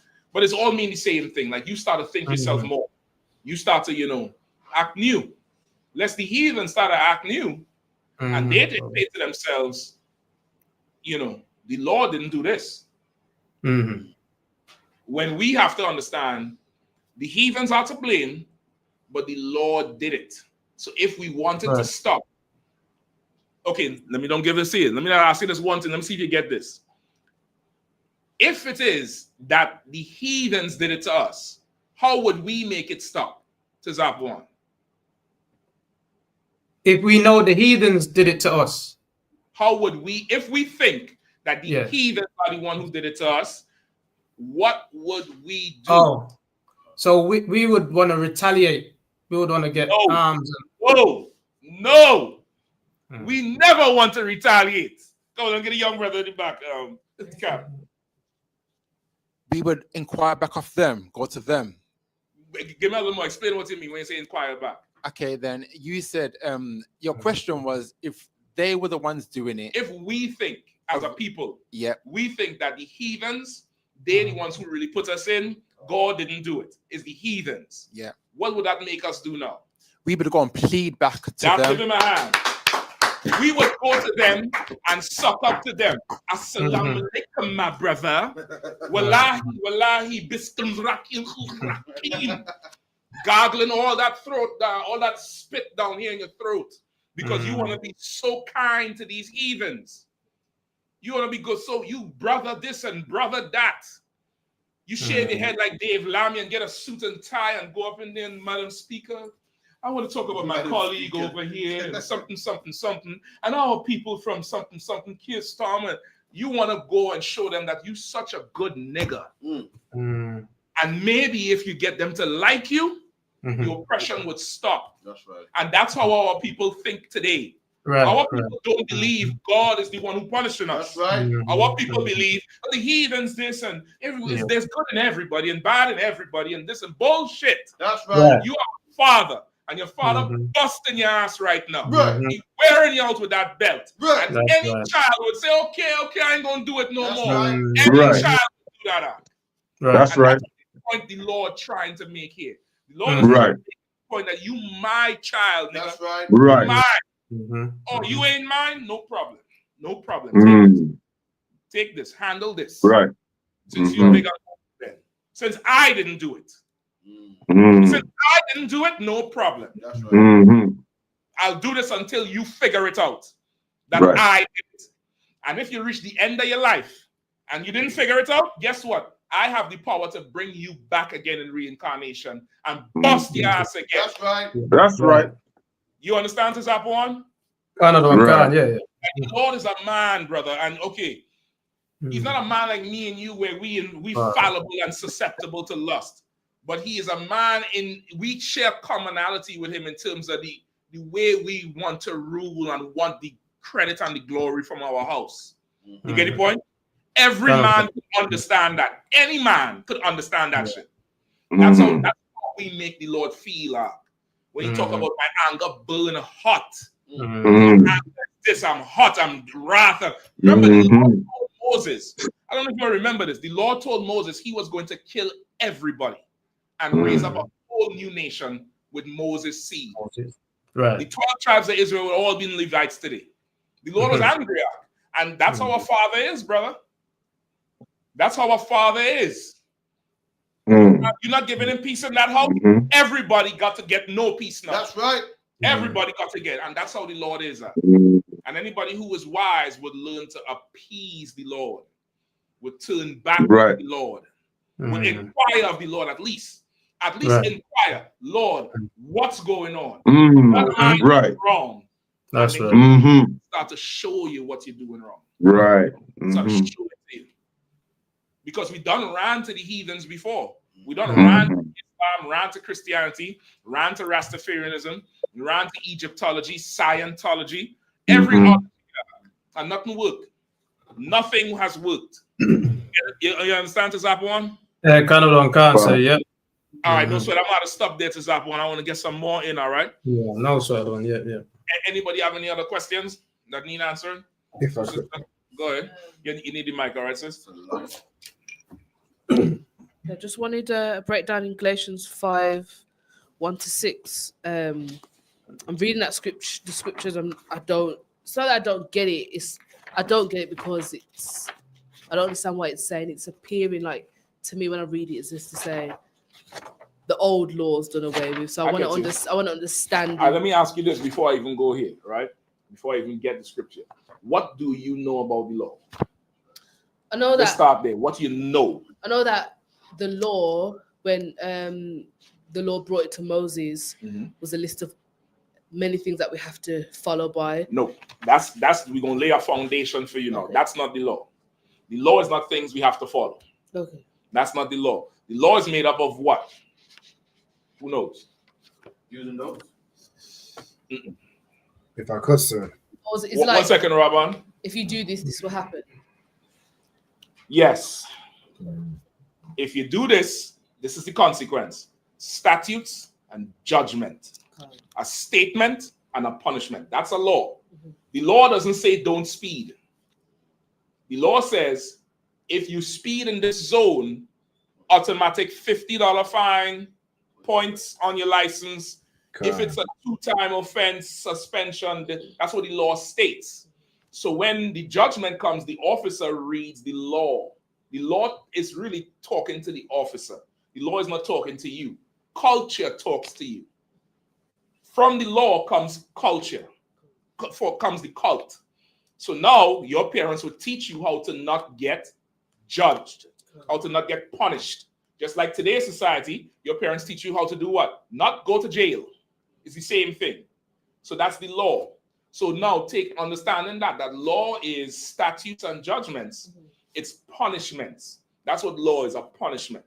You're breaking the law, you're going to get punished. That's against the law.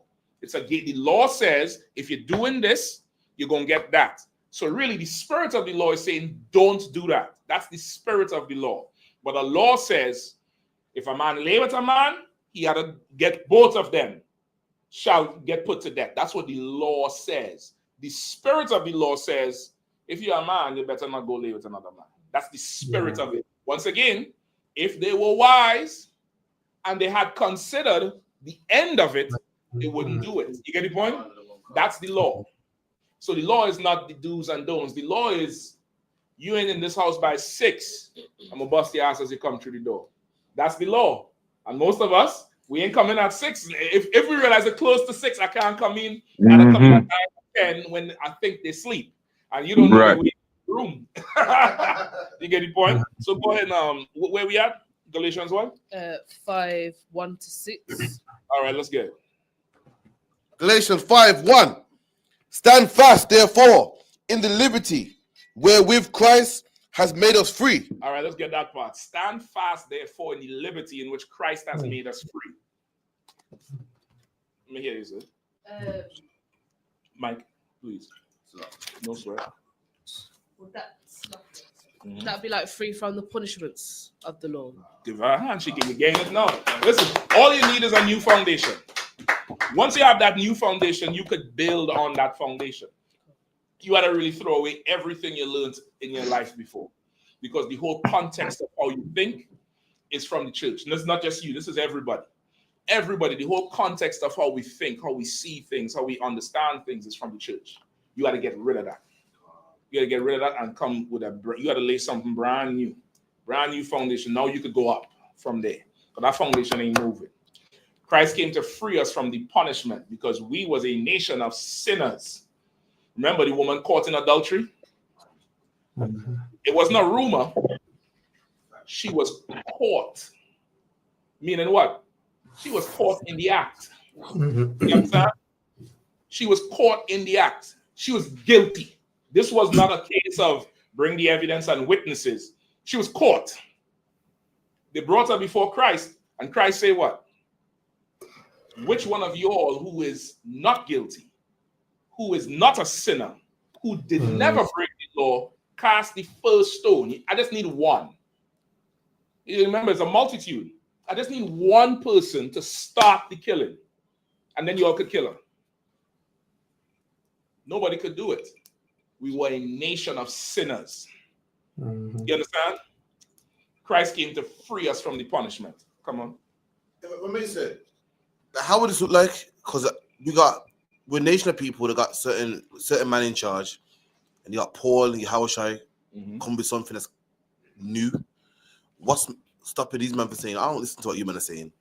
We're doing Say this. that one more time. Like, for instance, Hawashai and Paul are bringing something that's different, should I say? And we got scribes and Pharisees that's been doing shit for years, should I say? And Paul saying, let no man judge you, let no man do this, or like how would that look like? Like a new thing on the scene. How would what look like? The rejection, or what Paul and Christ is? What Christ speaking like something new on the scene? Is it like, I'm gonna listen to this man? These men are lying. Moses is otherwise, or these men are bringing something new, some false doctrine. How would it look like at that time? So like, okay, it would look like how it looking now. Okay. It's like, okay, don't let the time period fool you. It's the same. It's the exact same thing. We saying it now, and they'll say what? You coming with some new Israelite shit. I ain't following that. The Israelites was the youngest nation. We talking about Kemet, that's 5,000 years old. You coming with some new shit. Same thing. It's the same thing. And just to clarify, in the time of Christ, it wasn't new. That's how it was supposed to be from the beginning. We didn't get it. Moses grew wary of us. We damn near done made Moses sin against the Lord. Moses ain't getting the kingdom because we were so hard-headed. And Moses made some adjustments for us. And that's been our culture all the way to Christ, where we were zealous for judgment, but not zealous to obey the spirit of the law. We were zealous for, oh, he a thief, cut his hand off. Or she adulteress, stone her, while you go stealing and committing adultery at the same time. Just like today. We zealous for judgment. Somebody do you something wrong, you call up the crew, y'all load up, clip up, get the bats, get with the pipe, whatever y'all get here now, and y'all corner somebody by the bus stop and beat them to death, and then go get high and have sex with somebody and go molest a child. You shouldn't be able to touch nobody. Okay. Right. It's Trump. He's a felon deporting immigrants for breaking the law. Right. You a criminal. That's right. You get the point? It's the same. It's the exact same thing. But we didn't understand what the Lord wanted in the beginning because our hearts are so hard. We are carnal people. You get the point? That's one drawback to us being so fly. We're so carnal. We're very carnal, and we like to do whatever the hell we want to do. And we didn't understand the spirit of it. Just like a child with a parent. A parent tell you come in the house at a certain time. Don't hang out with these people. To that child, you being a, killjoy. You being a dickhead. You just, I don't know why you on me so much. That child don't understand the spirit of what you trying to do. Get the point? They don't understand it. We didn't understand it up until Christ. Christ was supposed to make us understand what our culture and how we were really supposed to be. You get the point?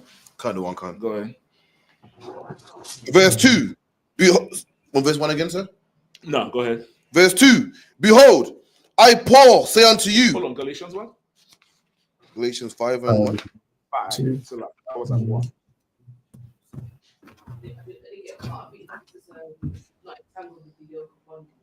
Okay, so read 1 again. About that. No sweat. Galatians 5 and 1. Stand fast, therefore, in the liberty wherewith Christ has made us free, and not be entangled again with the yoke of bondage. Right. What? Okay, you said Christ made us free from the punishment of the law. So what would the yoke of bondage be? What would be the punishments? Well, the yoke of bondage would be you're a criminal now. Okay. So it's like you in bonds now. Okay. You get the point? So because of that, now the Lord made you free. You don't have to go on death row no more. You understand? It's like just think like a child. Your parents tell you don't play around. Every Benjamin had a cabinet where only certain people eat from and drink from about 2 times for the year. It's a front room. Yeah. It's a front room. Oh, it's a front. No. Listen, you all got the cabinet too. You probably didn't know. It's a cabinet with certain plates and certain cups. And the glass. Yeah. That's all you open up and shit. And they're so cruel. They make the damn door of the cabinet glass. Yeah, so the child is looking. I remember. Listen. Listen. I'm from the old school. The cabinet in my spot had a key. And you put in a chair to climb up and open that shit. And you just want to touch the glass. Because in there they say you can't touch that. And as a child, children like to touch shit. You do some shit, the shit fall and break. So now you move all the cups up front. So at first glance, it looked like the whole inventory there. Sweep up that glass, throw it away. And every time they hear your name, you thinking, oh shit, they find out. And for about a week or 2 weeks, sometimes 2 months pass. But you under gangster panic. You ain't sleeping right. You're quiet. What's wrong with you? You quiet now. I'm all right. And you nervous. And what if somebody walks in the house and just buy the glass back and say, I saw what you did? Again. You're going to be like, oh, thank the Lord. You don't have to live like that no more. That's free from the yoke of bondage. You ain't on death row no more. You ain't walking on eggs. You're hoping nobody special come. Because everyone is pop that cabinet. You all know Benjamin, you get beat in front of the guests. You get in your house whoop in front of the guests. It ain't private. Go ahead. Oh my God, your dog's dead. Your dog's dead. You get somebody and your uncle or your cousin come from foreign. Oh yeah, come in. Hey, so set the table. Well, somebody come in and say, hey man, I saw what you did. Here's a new glass. Don't do that shit no more. That's you ain't right. touching that cabinet. You get it? That's being free from the yoke of bondage. You understand? All right, let's go. Verse 2. Behold, I, Paul, say unto you, that if you be circumcised, Christ shall profit you nothing.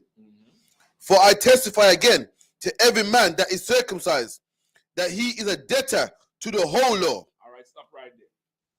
What does that first part mean? Behold, I say unto you that if ye be circumcised, Christ shall profit you nothing. Come on, sis. Was it at the time that people were bragging about being circumcised and saying, well, I'm circumcised, I'm more than you? sort of thing. Okay, what is the circumcision? What is that?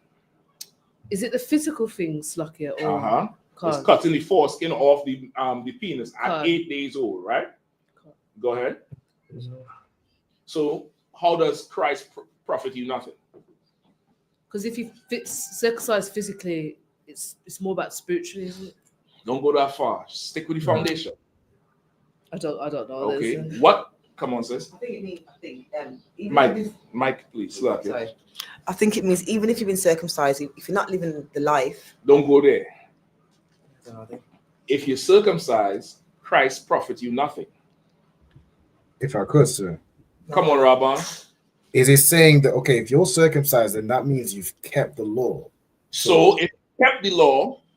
So Christ died to keep those who have sinned the second time. If you kept the law, you don't need somebody to come free you because you ain't in the yokes of bondage. That's the older brother and sister coming back. You break that glass, and they're laughing at you. Watch it. Are you scared? Mommy, come see this. And you're like, yo, don't talk. You see my new shoes, and they, just to frighten you. They ain't circumcised. They ain't break no law. Christ ain't profiting them nothing. They don't. It's not for them. Read on. Other one can. For I testify to every man. No, after circumcised. 3. Come on, Khan. For I testify again. Verse hold on. Oh, it's not here. Go ahead, you right. For I testify again to every man that is circumcised, that he is a debtor to the whole law. So he's saying, I testify to every man who is circumcised. If you're circumcised, you're supposed to obey every law. So if you're obeying every law, Christ and profits in you. It's like a doctor. If you're healthy, what is medicine going to do for you? Medicine is for somebody who's sick. Unless you're not healthy. You get the point? Unless you're not healthy, then you need this medicine.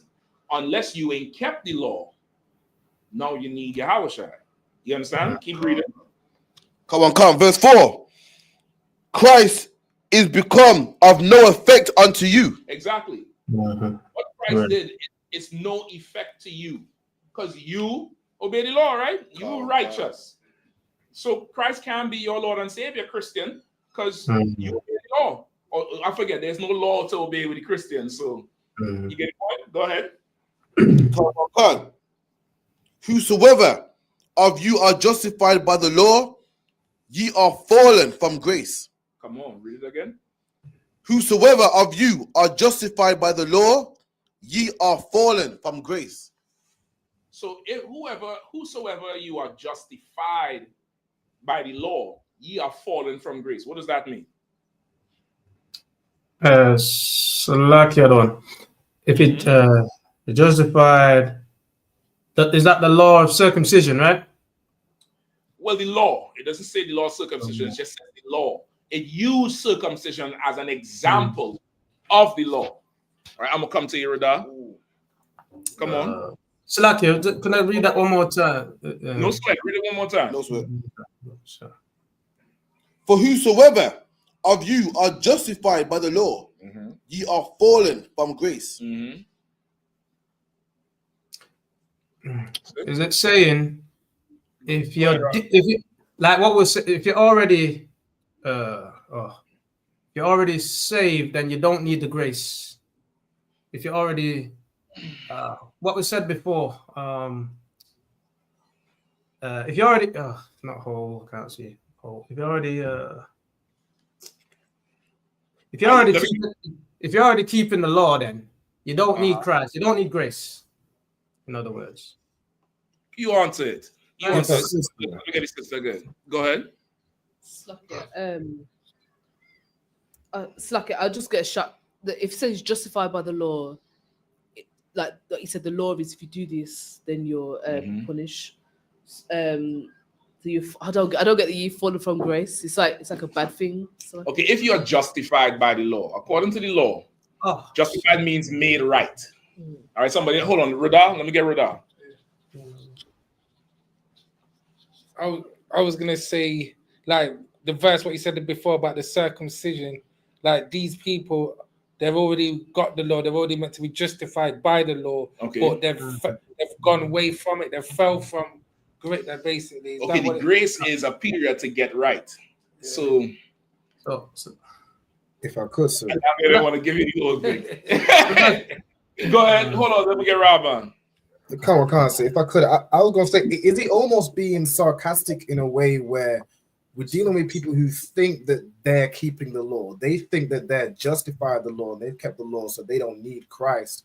So he's almost saying, okay, well, you know, you've fallen.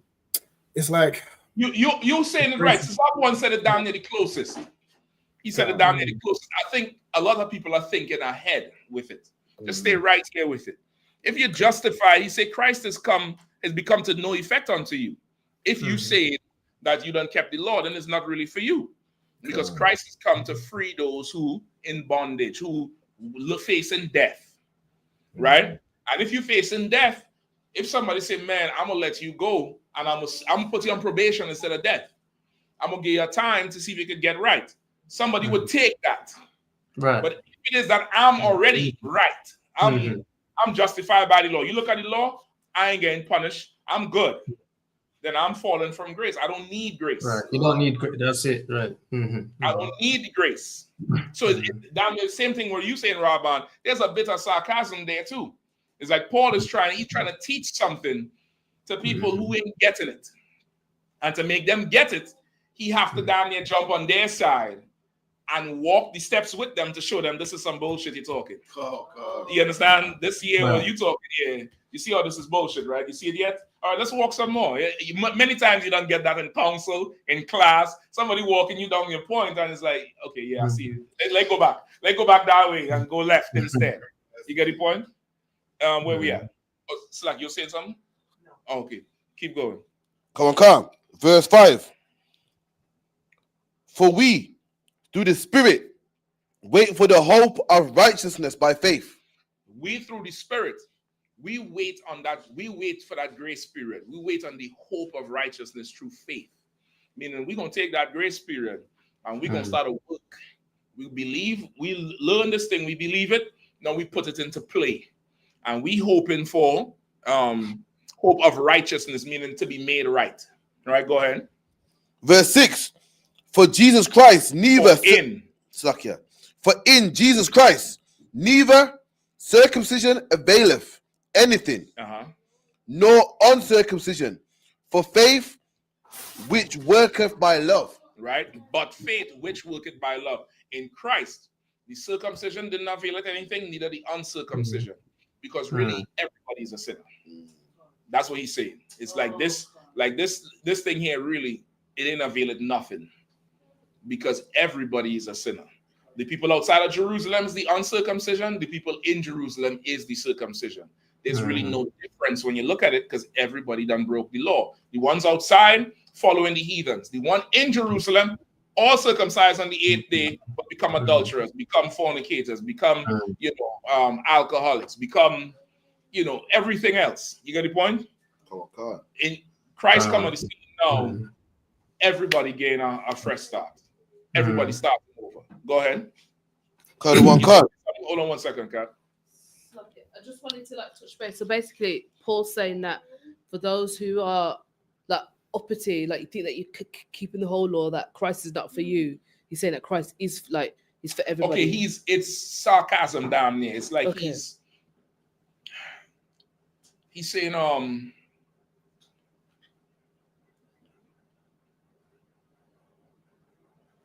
okay, imagine how to describe it for you. It's like somebody who says, okay, I'll give you a good one.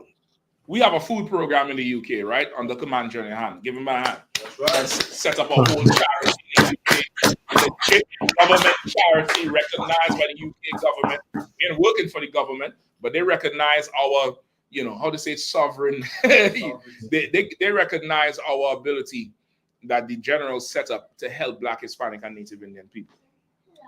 And we have, food upon food to give away, non-perishables, diapers, feminine products, all that type of stuff. And we advertise it all the time.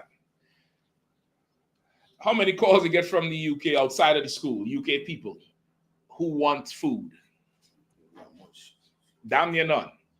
So what is UK telling me? They don't need no food. All right. You don't need no food. Okay. Now in a second, Tesco shelves gonna be empty. As that shelves gonna be empty, don't come. You don't need no food, right? That's right. You wouldn't have no problem with sending some food to Jamaica. You wouldn't have that problem, right? That wouldn't be a problem for you. You wouldn't have a problem if we go on the ends and we start feeding people and some packies come up and some white men come and we give them the food. They come in. We give away the food. You shouldn't have no problem because you said I told you didn't need none. That's that. Oh, you keep the law. You circumcised. Well, then Christ ain't come for you. You can't, what's the big deal? He come. You good. You see you good, right? You get the point. That's kind of what he's rocking with. Slack shit up. With this, like, why was Paul saying this? Were people like boasting? Like, why was? Okay, when the whole New Testament damn near is Paul trying to bring the 9.5 tribes, not the 9.5 because they're already gone. The scattered, not the 9.5. At this time, the majority of the northern kingdom is in America at this time. Paul is trying to bring the scattered who's remained in Asia Minor, which is just around Jerusalem, just around Israel, Turkey, Iran, Iraq, Corinth, Greece, Rome. He's trying to bring the scattered who's living out there back into the fold. The brothers and sisters in Jerusalem is not accepting them. They don't want no parts of it. And that's why the circumcision come up, because it's like they ain't even circumcised. The very first law, they ain't even obeying. How you want me to hang out with them? There's a part here with Paul, John, who is Christ's physical brother. And who is it? Paul is sitting with Peter. And Peter was in charge of the whole nation once Christ left. He was Christ's right-hand man. Peter was in charge. Paul is sitting with Peter and some brothers who was not born in Jerusalem. Finally get Peter to sit down with them and talk and, treat the brothers like brothers. Because Peter had a problem with it. John, who is Christ's physical brother, walked into the room. Peter saw John and got up and left. Because he didn't want John to see him hanging with them. That. Yeah. You understand what I'm saying? So it's the whole New Testament is all about you think you obeying the law. You're not. These people need to obey the law. Really, everybody needs to. You have to accept them. You get it? But the whole New Testament is that. Go ahead. One last question, Slucky. So, like, these people, they thought they were obeying the law, but really, is Paul saying they're not? Yes. Can't. It's really that. It's really like, if you obey the law, then Christ is not going to profit you. If you think you're obeying the law, then you're good to go. You ain't going to die. But just like that child who broke the glass, what does that child know? My cutter show it book. It's just a matter of when. Same way. They're saying, yeah, we good. We circumcised. We in Jerusalem. We keeping Passover. But they know they ain't living right. Which is why they dropped the stones when Christ said, cast it for the stone. They know they're not living right. So he's saying, well, if you circumcise and you got the Passover and everything like that, Christ, this is not for you. Christ ain't really come for you. It's really these people. In their mind, in their heart of hearts, they know they need that. But to get that, they have to do what? Be humble and step off the high horse and come down low. Which is why most people don't like to walk through them doors. Y'all give yourselves a hand. That's right. Y'all walk through these doors. And the minute you walk through these doors in your spirit, you know I'm sick, I'm a sinner, and I need help. I need to learn how to change. And brother, not everybody has that strength. Sisters, not everybody has that strength or humility or brotherhood. Most people are proud and puffed up. Proud and puffed up and think they're fine. No problem. You don't need this. You don't need this. Don't come call us when the packy is beating you. That's right. Don't come call us when the white man extorting you. Don't. Because you said you didn't need this. Or you do need it. All right, no problem. Come on. Most of our people are like that. That's how we are. You tell them, oh yeah, I know Christ is back. Yeah, you're a Jew. Yeah, I know all about that. Nigga, what the fuck you know? What you really know? What you know? You're sucking on a cigarette right now. What you know? You get the point? That's our people. That's really what is going on. And Paul is just letting them know, listen, man, Christ come to set the whole thing, give you everybody a fresh start. Because right now the whole nation gone. Remember, Paul was proud too. Paul grew up learning all of this. But he was on the side of what? The Romans. He was the one who would arrest Israelites, persecute Israelites. Paul had to get knocked down and humbled. The Lord had to blind him for him to get humble. You remember that? Yeah. He had to do that to Paul. God damn. What do you think the rest of us doing? You understand? So that's the whole New Testament. That's what he's saying there. All right, let's read on.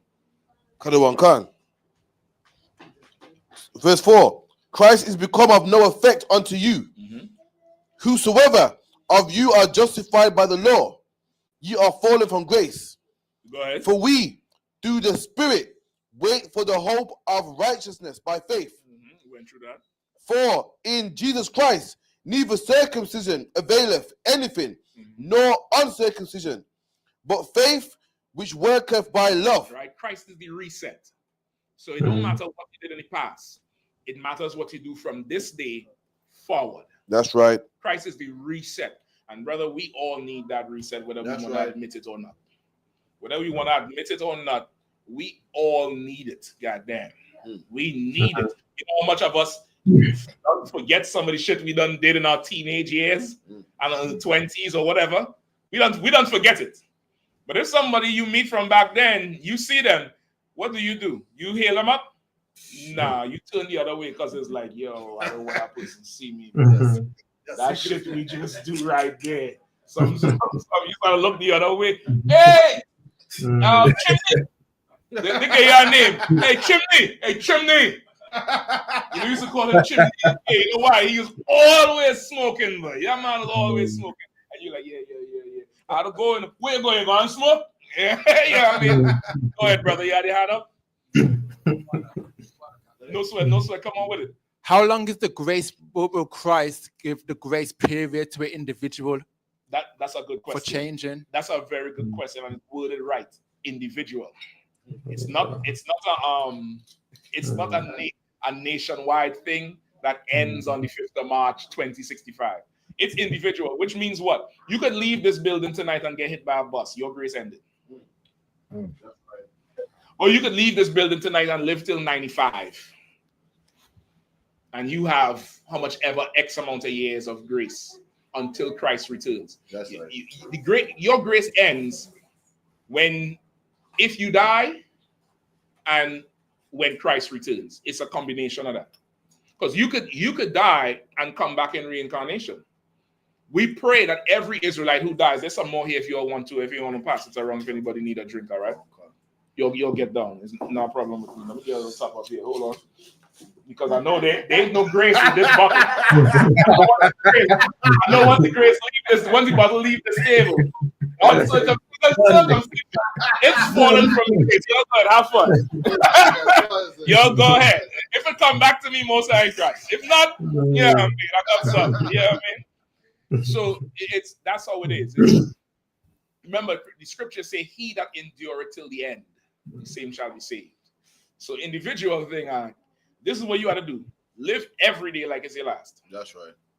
Live every day like it's your last, and do it the Israelite way, not the heathen way. The heathen gonna snort all the coke he could, have all the sex with the whores he could. When he done with the whores, he go for the men. You get the point? He'll go off because it's my last day. Live it up. If this is our last day, what do? Be at peace with all of them. That's right. Fun over here, spend time with the kids, do this, obey. You try to obey God as much as you could, and you go to sleep. And if you wake up the next day, you do it all over again. That's how your life should be. But in here, the Israelite school of I.S.U.P.K, we follow the tenets of the Bible. Commander General YAHANNA taught us the militant structure of the Bible. And in here, brothers are expected to go out and fish other brothers and sisters into the truth. Sisters are expected to assist the brothers in here in the work of the Lord in every single way they can, and be an example in the public to fish other sisters in or brothers in. You get the point? Not by teaching, but by how they carry themselves. You get the point? That's our life until Christ comes back. That's right. Or until we die. It could happen. You could die in service, or you could see the chariots. I pray I could see the chariots, boy, because I want to see the look on these devils' faces. I want to see the look on their faces. What you looking at? Oh, that. Oh, yeah. That's for me still. Say again? That's for me still. If you don't watch that. Yeah, exactly. That's for me. You don't need that. So you nobody. You a Christian. You celebrate Christmas, right? Yeah, he coming for us. Don't worry about that. Yeah, cherry up. Right? Let's finish up this call. I want to get that Passover. Canada one card. Come. Verse 6. For in Jesus Christ neither circumcision availeth anything, nor uncircumcision, but faith which worketh by love. Go ahead. Verse 7. Ye did run well. Who did hinder you that ye should not obey the truth?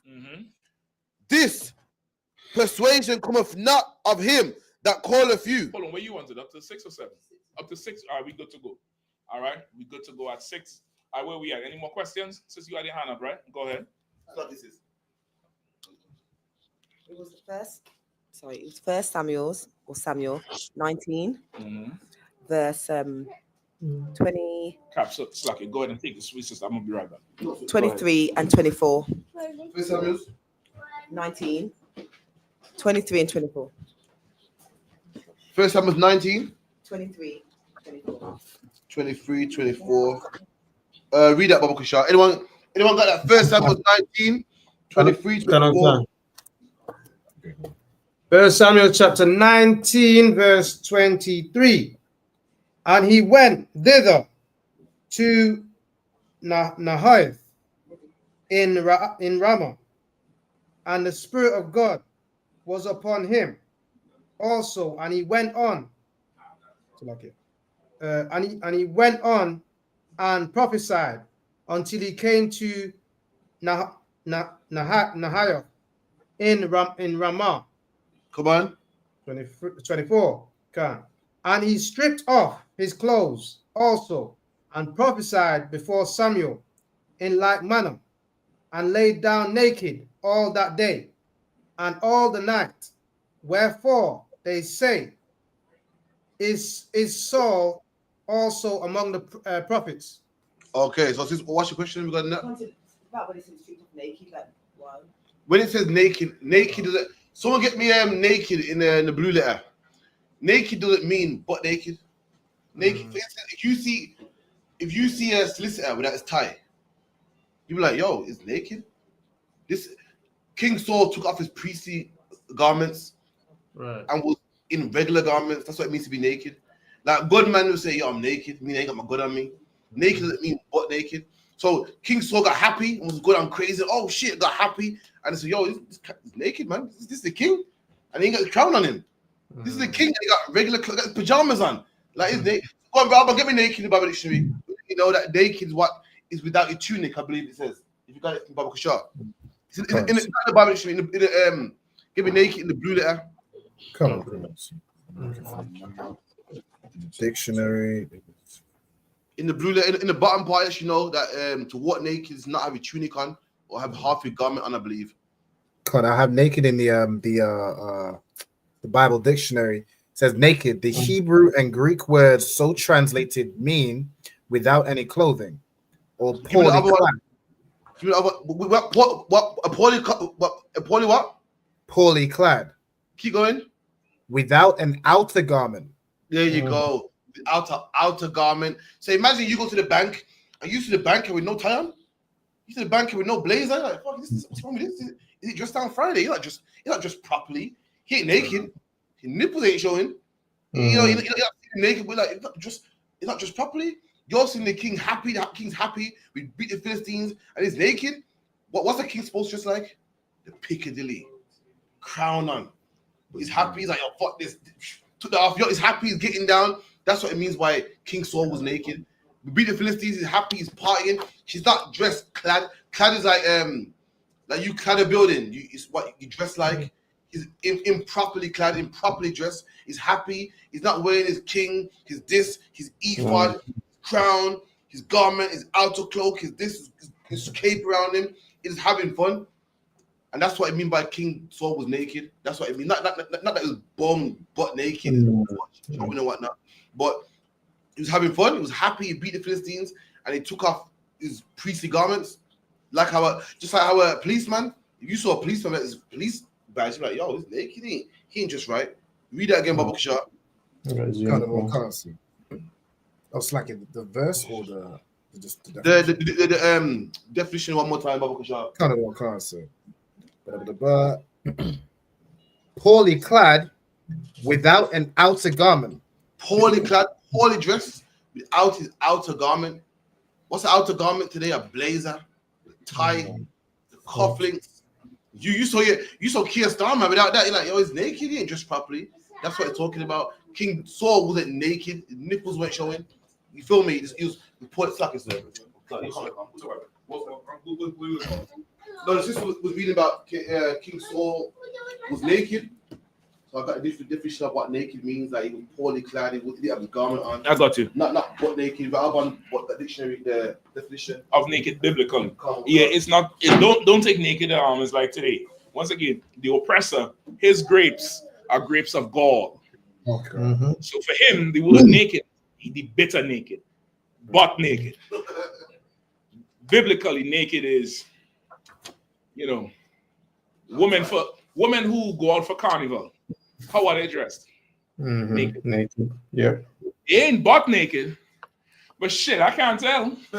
At this point, the UN glitter like it's a garment. You get the point? Oh God. That's what that is. We are really a people. Like for the oppressor, he's so literal. Naked had to mean butt naked. For us, it's like, let me just say this too. UPK culture, right? Now you might be in your own home, you and your rib, or you and your husband if you're a sister. That's fine. You can walk around how you want. You around them kids, you cover up.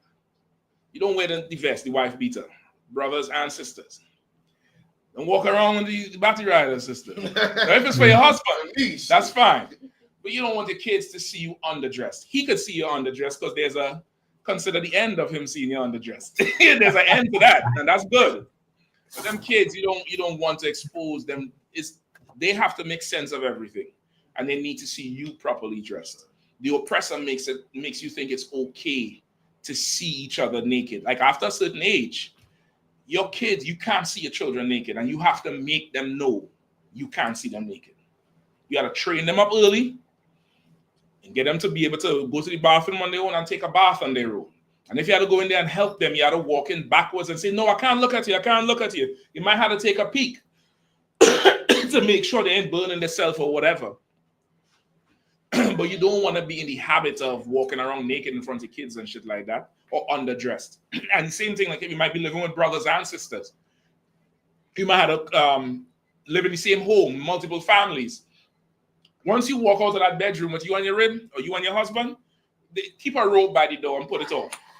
Don't think because you've been just living together for years that is okay, that's just so and so. I could see them naked and no. I'm gonna come to you, sister Anna first. Go ahead. Pass the thing. Oh, yeah, I was gonna say something. Yeah, I remember years ago you told me that a brother doing the service without a headpiece or girdle. He said the shit's just naked, not proper. It's like he's wearing incomplete clothing. His garment's incomplete. He says naked. It's naked. Yeah, it's similar to that. Like how we would say, like this table is adorned, but some people will just sit on here with a Bible. The table is naked. You get the point? Like obviously the exceptions like physicians and stuff like that within rule. Yeah, because you not walking around naked, you're removing your clothes for a purpose. Because if getting naked in front of the physician was a problem, you couldn't have sex. Because now you have to remove your garment for your husband or similar for your wife. You get the point? You removing it for a purpose. You ain't removing it and going outside among your everyday business. That's different. You get the point? Should we is it like not in the not in the faith to request like a female one, or do we just say that one more time? Like, you know, if there's like only male, if there's like male and female nurses or whatever, should we request a female one? Like, Okay, if you're more comfortable with it, you talk to your husband about it and see. I know where I stand with that shit. if I'm in there, I had to be in there too. Salakia. We both gonna find out, huh, nigga? But you know, if it makes you more comfortable, you can. What you want to do is like, these are professionals. Like, don't think that, you know, far into it. If they're thinking that they're a sick ass bastard, that ain't got nothing to do with you. But if you're more comfortable, it makes sense. You're a female for a female, male for a male. Once again, we are a people who are people. The white man, you go in there, he said a man to deal with you. That shit is dishonorable. You know what I mean? Hold on, the brother back there had a question. Yeah, what came to me, Captain, was the scriptures in Leviticus about don't uncover the nakedness of your father and things like that, you know, and your mother. But that's not a bit different. No, it is that, but it's not only talking about the clothing. Nakedness is also something that could embarrass you. You understand? Remember, Ham laughed at Noah when he was drunk. Shem and Japheth walked into the tent backwards. Just like what I just said, if you had to go assist your child in the bathroom, you could turn around and cover your eyes to let them know you're not looking at their shame. You get the point? They'll know they're not supposed to look at me. So when you send them to school, if some old pedophile in there trying to come in the bathroom with them, they'll say, no, you're not supposed to be in here. But if you get them used to you taking off and you seeing their parts and they're looking at you, you're looking at them, when that pedophile do it, they're not going to feel the shame. So that part is also with Noah. Ham went in there and saw his father's nakedness. Shem and Japheth covered their father's nakedness. You get the point? Can't catch it, Thawada. No sweat, brother. But you definitely can use it for that too, but it goes a little bit deeper. And that's brotherhood, where this is your father. He just saw the you know, the earth get destroyed. Remember, he was mocked for damn near how much years he take to build the ark? It was a ridiculous long time. It was a long ass time getting mocked. Then imagine being in the ark. Like, imagine you outside, you in here now. You telling everybody, come in this building, come in the truth. They ain't coming, and all of a sudden, brimstones out of fall. And your cousin, your son, your mother is banging on that door. You know what it's going to take for you to not open that door and listen to them die? That's what Noah went through. Then been on that ark for so long. Then started to send out that bird, waiting for it to come back. He don't know. He just obeying the Lord. And then when he finally come through and this thing, you know, he drink a little bit. A man can't drink. That's right. And you get a little silly, so what? You're supposed to look at him, man. My father back in there. Let me just make sure he covered up. Let me get some hot for him when he wake up. Man, you was cutting up last night, Pops. Man, shit. Ham with his homosexual ass. That's right. Going in there and mocked his father and made fun of him and came out and made fun. Shem and Japheth are a people, not the Hamites. That's right. And they said, listen, let's get a blanket. How we going to walk in? Because you know, we don't want to see him and we don't want him to see us. We're going to walk in backwards. That's right. Hey, Daddy, you good? You good? Cover him up and walk out. And when he came sober, he remembered what they did. That's brotherhood. Right. That's brotherly. That's honorable. That's right. You get the point? All right, so we go next. Passover, we good to go? Anything else? I think Passover, we good Passover assessment. Let me tell you something. There's only one Passover. Let me say it in the mic. Testing 1, 2. There is only one Passover.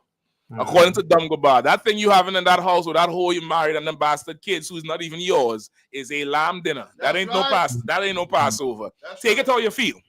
Take it however you want it. I don't care. I'm telling you the straight up truth. That's not Passover that you celebrating. There's only one. And that's in the Bible. Right, give me Joshua chapter 22. Come on. Says, lucky, I'm officially just literally 5 minutes officially booked. Give him a hand. What day you fly? So 122. don't want to tell the heathen they might try to sabotage the ticket. Listen, let them sabotage the thing. At this point, if Elon Musk could do this and the National Rotunda, you know, the Rotunda is the middle of the damn Capitol building.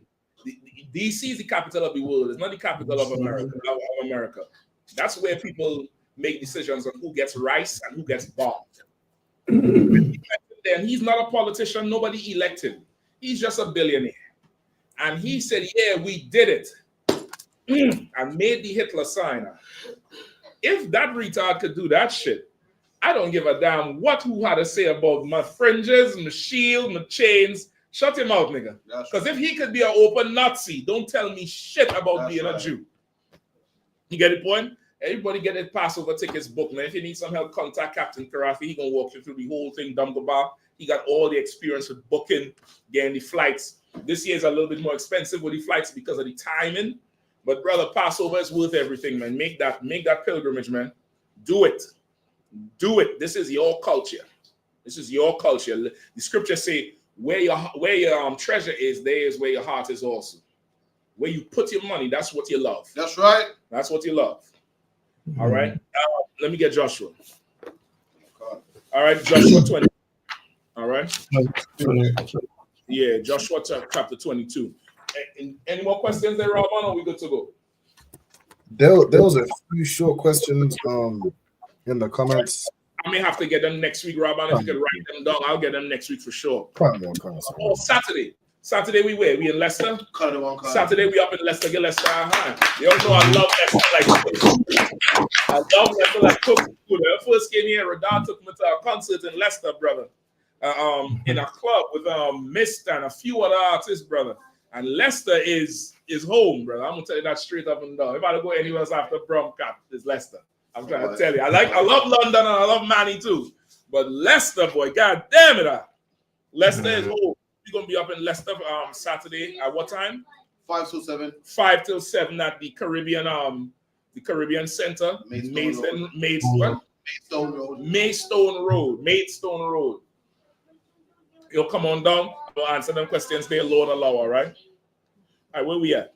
You said Joshua 21, you said? 22. 22, and then you could start at 1. And we have to go through this whole chapter. Lord allow, you'll be with me, all right? Come on, Khan. I might have to skip through it.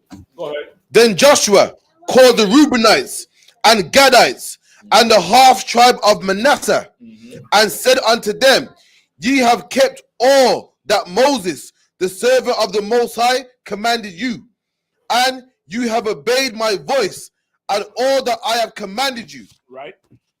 And ye have not left your brethren these many days unto this day, but ye have kept charge of the commandments of the Most High your God. And now the Most High your God have given ye rest unto your brethren, as he promised them. Therefore now return ye, and get ye into your tents, and unto the land of your possession, which Moses, the servant of the Most High, gave you unto the other side of Jordan. Right. So I think this is right after, if I'm not mistaken. I wanted to go back some with it, but for time's sake, this is right after I think there was a war conflict, and Joshua, at that time he's a Judite, and at that time he's in charge after Moses. Remember, Moses had Joshua and Caleb as right hand and left hand. Then Caleb was an Ephraimite, Joshua was a Judite. Joshua is in charge. Moses done gone at this point, and he is commending the Reuben and Gad, who are the Seminole Indians and the Native Indians, or first people, the indigenous people of the Americas, right? And half of Manasseh for staying down and not turning. And he's saying, now at this time, going back to the land that Moses gave you on the other side of the Jordan. Go ahead and handle that. The Lord give us rest now. We ain't how to go to war no more. Go ahead and handle it. All right, go ahead. Verse 5. But take diligent heed to do the commandment and the law which Moses, the servant of the Lord, charged you, to love the Lord your God, and to walk in all his ways, and to keep his commandments, and to cleave unto him, and to serve him with all your heart and with all your soul. So now he's telling them, as you go across there, Listen, stay on the law. Stay on our culture. Don't do nothing different. Stand with the Lord. Do everything he said and do everything Moses taught you. Don't do nothing different. Go ahead. Verse 6. So Joshua... And do it with all your heart and all your soul. That's not old is the word I want to say, but it's our traditional way of saying something with all my heart and soul, saying it all your might. Go ahead. So Joshua blessed them and sent them away, and they went unto their tents. Now, to the one half of the tribe of Manasseh, Moses had given possession in Bashan, but unto the other half, therefore gave Joshua among their brethren on the side of Jordan westward. And when Joshua... So on one side of the Jordan, Moses gave half of the tribe of Manasseh land over there. That's Bashan. So you just imagine there's a river. One is on the east side, one's on the west side. He gave one half of Manasseh land on the eastern side. And the other half, Joshua gave on the western side of that Jordan River. Right? Go ahead. Moses had given possession in Bashan, but unto the other half thereof, Joshua gave Joshua among the brethren on this side, Jordan westward. And when Jordan sent them away, also unto their tents, then he blessed them. Right, so then Joshua sent them away also to their tents, and he blessed them. Go ahead, let me hear the blessing. Come on. And he spake unto them, return with much riches unto your tents, and with very much cattle, and silver, and gold, and with brass, and with iron, and with very much raiment, divide the spoil of your enemies with your brethren. Right, so again, the spoils of war, he's saying you'll return to your tents and take a lot of this thing with you. Let's think like how the whole spirit of when we had the high holiday. You had some high holiday, we just celebrated Hanukkah. People ready to leave. He was like, man, take food, man, take plates. The sisters bringing plates, drinks. It's like, take it, go. It's, it's blessing you as you go. I mean, these high holidays, brother, sometimes they go eat. There's so much food come through. You could leave with what? 2-3 plates of food stacked. You good for the next few days. You ain't how to cook nothing. You put them in the fridge. You just microwaving food, warming it up. You get the point? Go ahead. You had a question? Or you gonna read? All right, go ahead. Come on with it. Verse 9. And the children of Reuben and the children of Gad and the half tribe of Manasseh returned and departed from the children of Israel out of Shiloh. Go ahead. Which was in the land of Canaan, to go unto the country of Gilead. Right, and that land of Canaan is that land the Lord gave to us. Remember, he told us, go and get the Canaanites out. That's our land, Israel. All right? Go ahead. To the land of the possession, whereof they were possessed, according to the word of the Lord by the hand of Moses. Right, so they returned to where Moses gave them, and they returned to where Joshua gave them. This is where things start now. Go ahead. Verse 10. And when they came unto the borders of Jordan that are in the land of Canaan, the children of Reuben and the children of Gad and the half tribe of Manasseh built there an altar by Jordan, a great altar to see it. So when they reached to that land, they built an altar, right? And this is what you would call an altar, right? This table here, for our purposes. An altar is, they build it up with stones or, wood, or different things. You have to, somebody get the Bible dictionary, look up altar. I want right here. All right. Look up altar for me. All right. Keep reading. Verse 11. And the children of Israel heard say, behold, the children of Reuben and the children of Gad. Where you at? Verse 11. Okay. Yes, look. Read it again from the top. Verse 11. And the children of Israel heard say, behold, the children of Reuben and the children of Gad and the half tribe of Manasseh have built an altar over against the land of Canaan in the borders of Jordan to the passage of the children of Israel. Right, the children of Israel, meaning the rest of the tribes, heard what these 2.5 tribes did. Copy, Alvin? Come on. Go ahead. Altar in the Old Testament, times where many verified the importance is seen in that the word altar is used 433 times in the Bible. Some of early ones were crude evaluations, usually of earth or stone, though other materials were sometimes employed. The shape and size varied, and the kind of materials used. For instance, they're giving you the examples, right? Go ahead. Give me you want 1 Kings 8 and 3. Same paragraph. One is note. 1 Kings 8 and 3. One is noted. Go ahead. One is noted that was simply a pile of stones, which another was made of one single stone. So the altars over time was made in different ways, different materials and stuff like that. Anybody could look it up. It gives you a whole, a whole ton of description of the altar, right? So part of the altar too, it had to be made by certain people and with certain type of stones. If you're using it, there's a whole procedure for it, which is why I think in Hanukkah, when they rededicated the temple, they had to go get certain stones. Certain people had to go hew the stones. That's it, Cap. Good to go. Go ahead, read, brother. Joshua chapter 22, verse 12. Go ahead. And when the children of Israel heard of it, the whole congregation of the children of Israel gathered themselves together in Shiloh to go up to war against them. To go up to do what? War against them. Imagine that. These Israelites built another altar.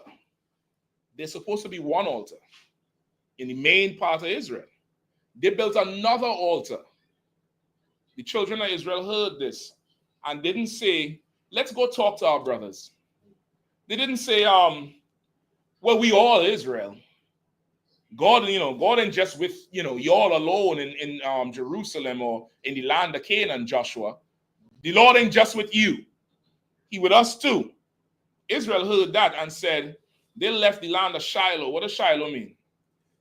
Shiloh, peace. They left the land of peace and went to their brothers to do what? Have peace? To make war. Because it's against our law to go start something different. That's right. It's against our law and our culture and our custom to go separate and build your own thing somewhere. Right. Moses doesn't give half of you all a land over here. Joshua giving you all another bit of land. He telling you, when you go in that land, stay on course, obey the Lord, stick to what we know. You reach there, you start building your own thing. Joshua said, time for people to die. That's right. That's what Joshua said. He said, time for people to die. If you don't understand why the UPK is not affiliated with no Israelite group, this is why. That's right. This is why. Right. You're straight up and down. This is why. You built another altar. You built another thing somewhere against God's laws. Right. No problem. No problem. It's time to die. Go ahead. Joshua chapter 22, verse 13. And the children of Israel sent unto the children of Reuben and to the children of Gad and to the half tribe of Manasseh into the land of Gilead. Phinehas, the son of Eleazar the priest. So they sent the children of Israel, the rest of the tribe, Joshua and them, they sent Phinehas, which was the son of a priest. Phinehas is famous for what? Who knows? Hold on, Slacky. Let me get the young brother. Go ahead. Was it the one where he went into the tent with the woman and he slew it? Yep. Listen, Phinehas, I believe this is just before this too. The Lord was plaguing Israel because we started going with the heathens. I believe Joshua then found out what was going on, and Joshua is checking the nation, telling them, listen, we can't be doing this. While he's doing it, some Israelites is walking through the crowd with a Midianitish woman. Goes into the tent. Phinehas saw it, got angry, took a javelin and walked into the tent and put it through the man's back and the woman's belly at the same time. He could only do that if they on top each other. Meaning he opened the tent. They're in the act of having sex, which is against our law to have interracial marriage. Phinehas put them down. That's right. The Bible says the Lord's anger was appeased. Sometimes the Lord just wants blood. That's it. That's all. It ain't rocket science. You get the point? Sometimes somebody just have to die, and it just might be a time. That's all. They send Phineas. They say, you know what? Phineas, go down there and let's see what's going on. Go ahead. Somebody got to die. Somebody got to die. If I go, you got to go. You get the point? Go ahead. Verse 14. And with them 10 princes of each chief house, a prince throughout all the tribes of Israel. Mm-hmm.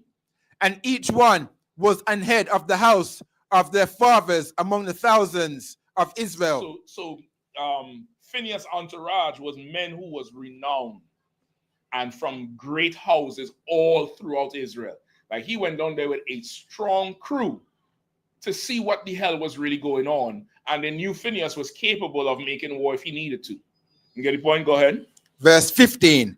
And they came unto the children of Reuben, and to the children of Gad, and to the half tribe of Manasseh, unto the land of Galilee.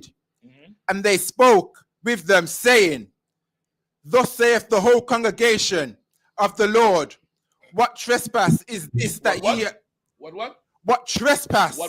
What trespass? So all these fake Israelites starting new groups and building new altars and having new high holy days. What is it? What does the Bible say it is? What trespass? Go ahead. Is this that ye have committed against the Lord of Israel?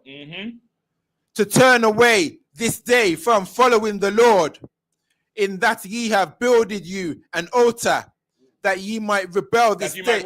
That ye may rebel this day. Them purple sodomites? That ye may rebel this day. The red and white ones. That ye might rebel this day. All white ones with the bubble-eyed, big-eyed Negro in charge. That ye might rebel this day. They are rebelled against the Lord. That's right. It is the home of the truth. This is where it started. What I'm saying, I didn't invent. I didn't make this up. Commander YAHANNA didn't make it up. This is what was passed down to him. And they left to start their own, to build another altar. Right. And the Lord said, make war with them. So if it is you mad because every week Jeremiah Hyman is, talking bad about your heroes, your little purple gay heroes, the Lord said make war with them. What's your problem? Don't be mad with him. Be mad with the Lord. Get the point? Be mad with the Lord. Like Israel always have misplaced anger or misplaced emotions. You think the heathens put us in slavery and punishing us when the Lord did it? Right. You think Jeremiah Hyman wrong for what he doing and Commander YAHANNA wrong for what they're doing, and Jeremiah Yak and General Hazayan, General Shalma, General Kirtham, and General Kabal, you think they're wrong for what they're doing and talking about these fake Israelite groups and these Christians? The Lord said, make war with them. Right. The problem is,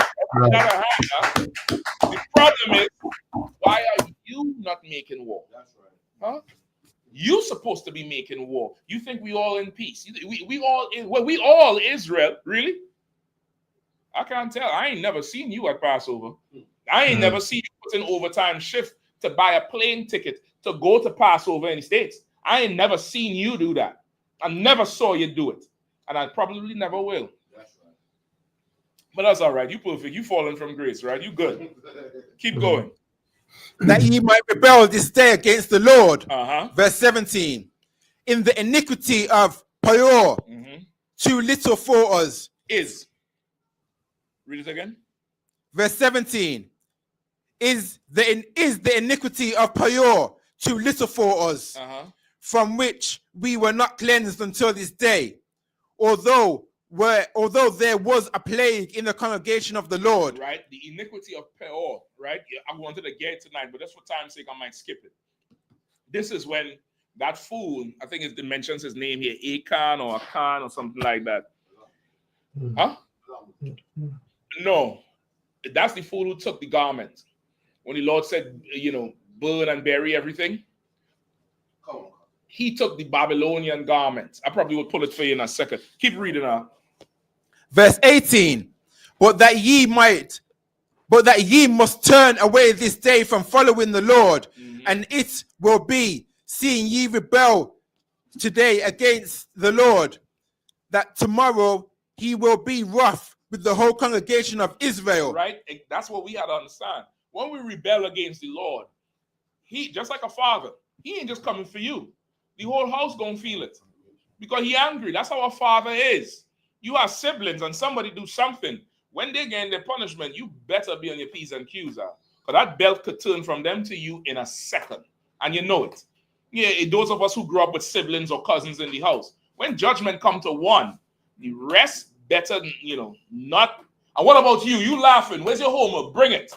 He looking for an excuse to, just keep the belt going. He looking for that excuse because that's what happens. When we do something against the Lord, all Israel has to pay for it. And he's reminding them of this. He's saying, like what happened at Peor, that wasn't enough for you? It wasn't enough to remind you of what's going on? Go ahead. Verse 19, notwithstanding, if the land of your possession be unclean, then pass ye over unto the land of the possession of the Lord, wherein the Lord's tabernacle dwelleth, and take possession among us. Oh, brother, that there is so biblical. It's so right. It's so, and when I say biblical, in the spirit of the Bible. Come on. No sweat. Read it one more time. Man. Verse 19, notwithstanding, if the land of your possession be unclean, then pass ye over unto the land of the possession of the Lord, wherein the Lord's tabernacle dwelleth, and take possession among us. Stop right there. He's saying, y'all done effed up and created another altar that the Lord did not create. He didn't tell nobody build that. So that land now is unclean. You don't piss the Lord off. That land is unclean. You should cross over and come to the land of the Lord's possession, where his tabernacle is, where his altar is, and take possession with us, among us. Come with your brothers. You want to go be separate. Come with your people, with your brothers. Don't go off there and try to establish your own righteousness. That shit is unclean now. The Lord going to look at that like that's foul.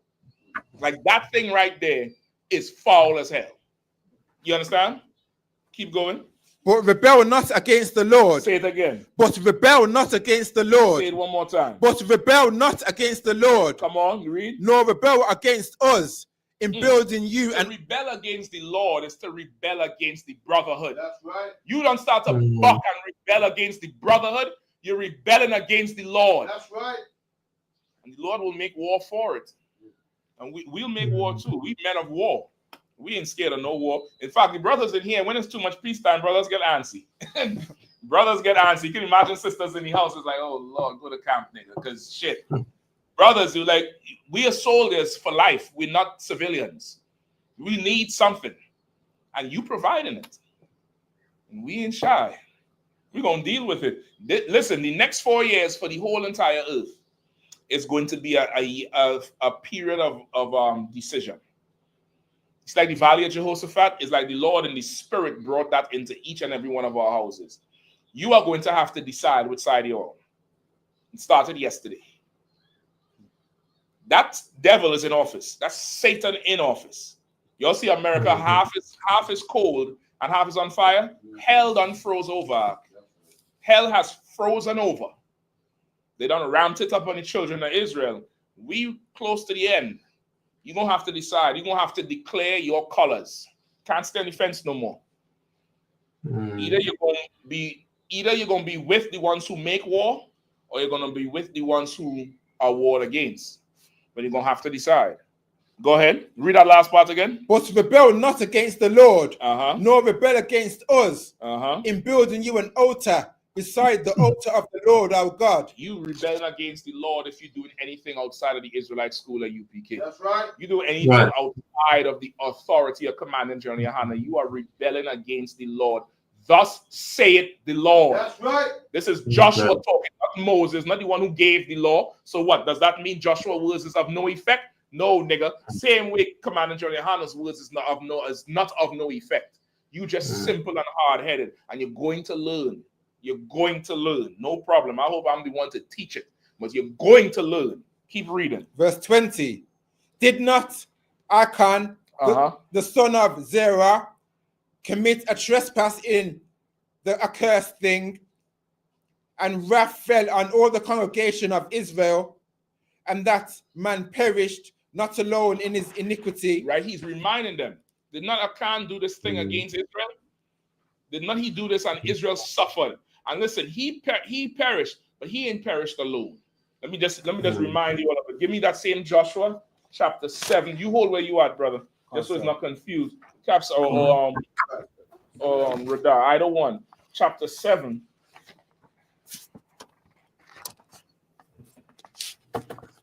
Right, you could read chapter 7 on your own when you get in your homes, all right, just for studying sake.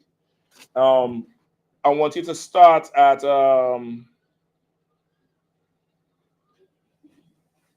okay, so there's a plague. Let me just give a backdrop. There's a plague going through Israel, and I mean killing people, like how COVID was. There's a whole plague going through Israel. And Joshua can't figure out what the hell going on. So he starts to run down through the ranks of the men and questioning men and telling them, read 11. Joshua 7, verse 11. Pass the mic up 1 second. Go ahead. Joshua 7:11. Israel have sinned, and they have also transgressed my covenant, which I commanded them. For they have even taken of the accursed thing, and have also stolen and dissembled also, and they have put it even among their own stuff. Right, so that's what happened. Joshua realized we done took stuff that we wasn't supposed to take from these heathens and kept it, and that's why this plague is happening. Skip down to okay, so I'm gonna just speed it along just for time's sake. He woke up one morning and lined up all the men of all the tribes and started having a what do you call that? Not an investigation. Interrogation, sir. Interrogation to what? This what's called this? Not Ray and nephew. What are you all drinking? E and J. I'm starting to irk and jerk, Starting to irk and jerk over here, brother. The brain starting. You know the clutch slipping.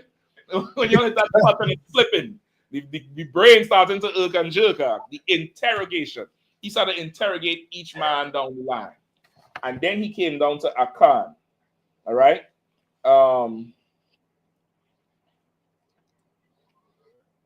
19. And Joshua said unto Akan, my son, give I, pray thee, glory unto the Lord God of Israel, and make confession unto him, and tell me now what thou hast done. Hide it not from me. So you say, listen, and that's what he told every man. Make confession to the Lord now. Give God glory. Let the Lord get glory now. Like, come forth and be honest about this thing. And brother, I mean, we done fallen so far from how we were. To be able to make a plea like that today, ain't nobody telling you nothing, even if they did it. This nigga here confessed that. Like, that's even in his, sin, he still came up like, damn, I really did this shit. I'm going to own up to it and suffer the consequence. Go ahead. Verse 20, and Akan answered Joshua and said, indeed, I have sinned against the Lord of Israel, and thus have I done.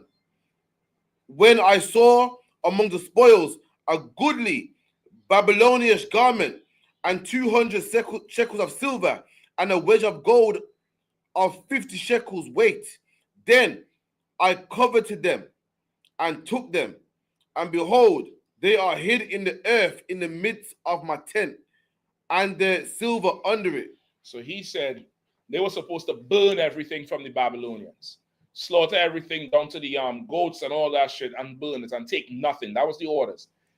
This fool saw some garment, like damn near like Lord tell you, sack you, king, and you go in there and you see some expensive Armani suit. You'll see that suit Cartel wear for the thing with the gold stripes. You see some suit like what Cartel wear, and you say, you know what, this shit look good, boy. I'm taking this because it costs $10,000 in silk. And you take some Babylonish garment and you take their gold and their silver and you hid it in your tent. You bury it in the middle under your tent. And that made the Lord angry, because you preferred them over him and you disobeyed him. And he started to plague Israel. He started to turn the heat up on the tribe so the tribe could turn the heat up on you. Joshua sent men into that brother's tent to dig up the ground, and they found it all. And they brought everything out. And this is what Joshua did. Now skip down to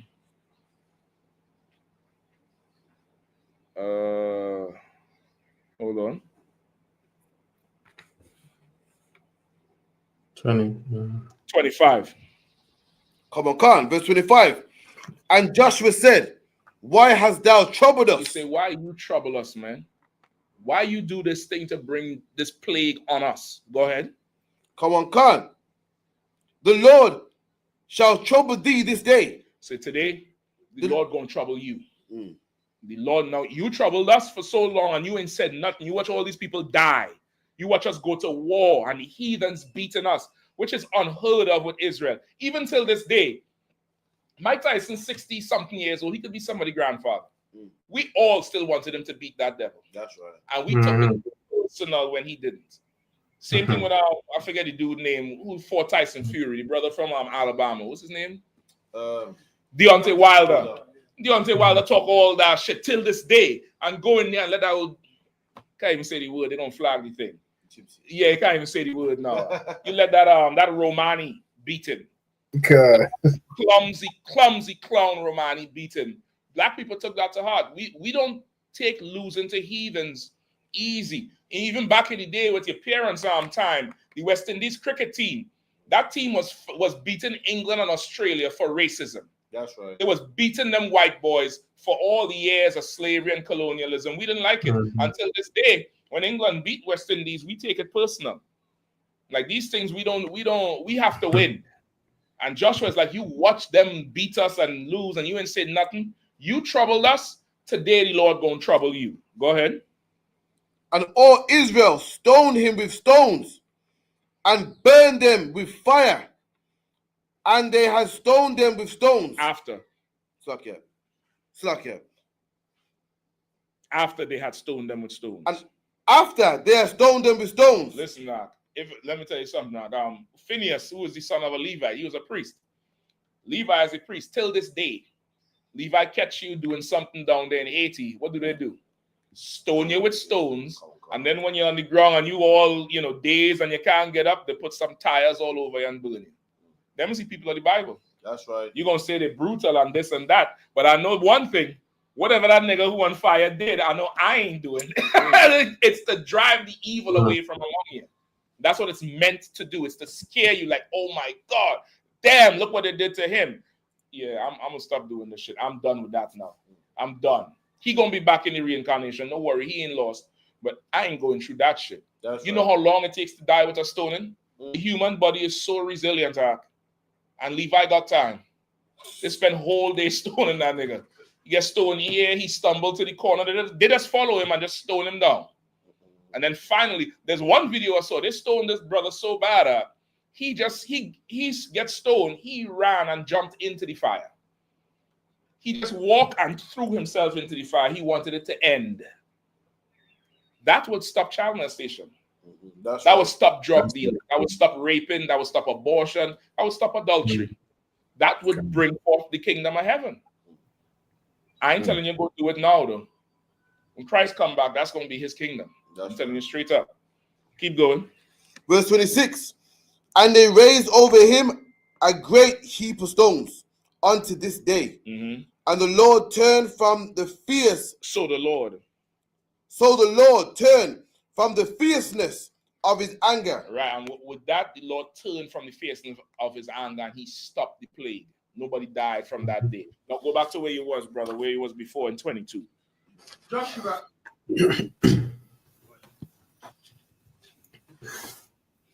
Joshua chapter 22, verse 21. Then the children of Reuben and the children of Gad. So like you read 20 one more time. Joshua chapter 22, verse 20. Did not Achan, the son of Zerah, commit a trespass in the accursed thing, and wrath fell upon all the congregation of Israel, and that man perished, not alone in his iniquity. You have to remind him that this man sinned against the Lord. He disobeyed the Lord, and he didn't perish alone. And that should be something that we should understand. Like you might do something and think, I'm doing it by myself, and that's it. The Lord gonna kill your family. He's gonna make them suffer.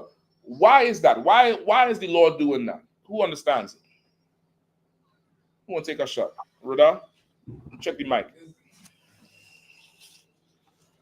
Is it to kind of make you wake up when you're down in your sorrow? Sometimes it takes you to reflect and you look at it. Not when you're down in your sorrow, when you feel like going and getting high, and you feel like you take a chance and have sex with that brother's wife, and you feel like you could You feel like if you're a sister, you could go have sex with multiple men. When you get pregnant, you kill the baby and don't tell nobody nothing. When you feel like you could sneak around and do some shit that's unlawful, the Lord is telling you, you might gamble with your life in your mind, but I'm going to kill everybody you love. So think again if you're going to take this chance. Think one more time if you really want to do that. Because I'll come through and I'll put everybody you love down. Now, that's some gangster shit right there. That the Lord is, he's not, he ain't Boris. He ain't Keir Starmer. Lord ain't like that. When he says something, he wants it done. What's the other side of it? He's holding your family accountable. Because your family could be knowing something going on and they ain't saying nothing because they love you. Well, they had to know that if you sitting against the Lord, they could die too. So they might want to get you some help quickly. Get the point? You might be an old Christian, or you might be, you hiding some heathen somewhere, or somehow you ain't smoking the weed, but you're boiling it and making tea, all to get high, same way. You're a damn drug addict, you're a witch. You might want to get that brother or sister some help quickly. Because if you know about it and you ain't do nothing, the Lord is going to put you in a grave with them. Since you love them so much, right? You don't want to offend them, You love them. You don't want to say what they're doing, no problem. Go lay down with them. Go on, get in that grave. Climb on down there. You want to go pick out your box before they put you down? Go pick out your box, man. So you going in the grave with them if you love them so much. But if you love me, I'm the God of the living. You could live with me. If you love me, you're going to live with me. If you love them, you're going to die with them. It's an easy choice. Not a problem. Let's keep reading. Joshua chapter 22, verse 21. Then the children of Reuben and the children of Gad and the half tribe of Manasseh answered and said unto the heads of the thousands of Israel. Right, when they say the heads of the thousands of Israel, they ain't talking to thousands of people. They're talking to Phinehas and them 10 men who came with Phinehas. Go ahead. Verse 22. The Lord God of gods, the Lord God of gods, he knoweth, and Israel he knoweth. And Israel he shall know. Salakia. And Israel he shall know, if it be in rebellion, or if in transgression against the Lord, save us not this day. So they're still kind of proud.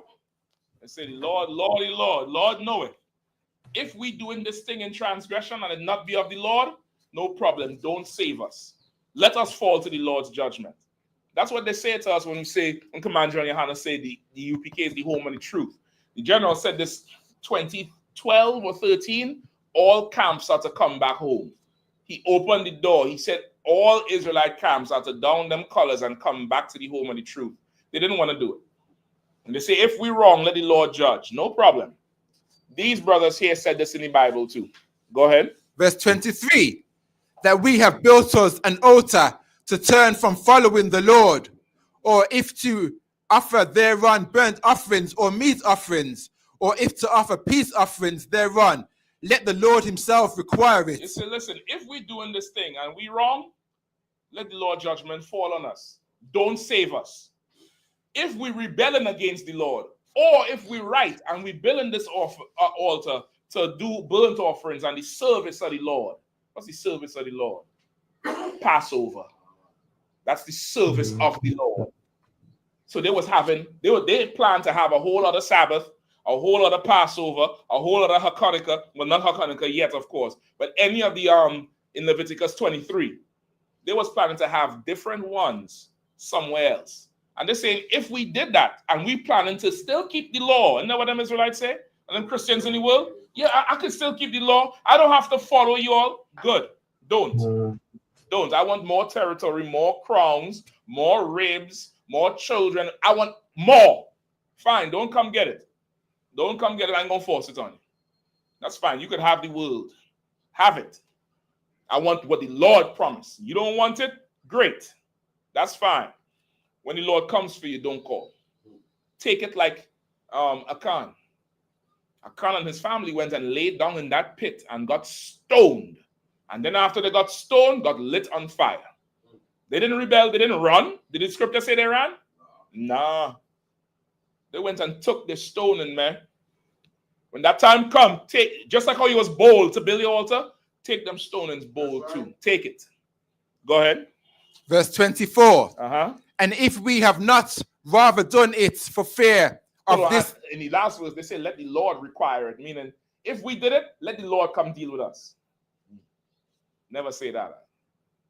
Never say that thing.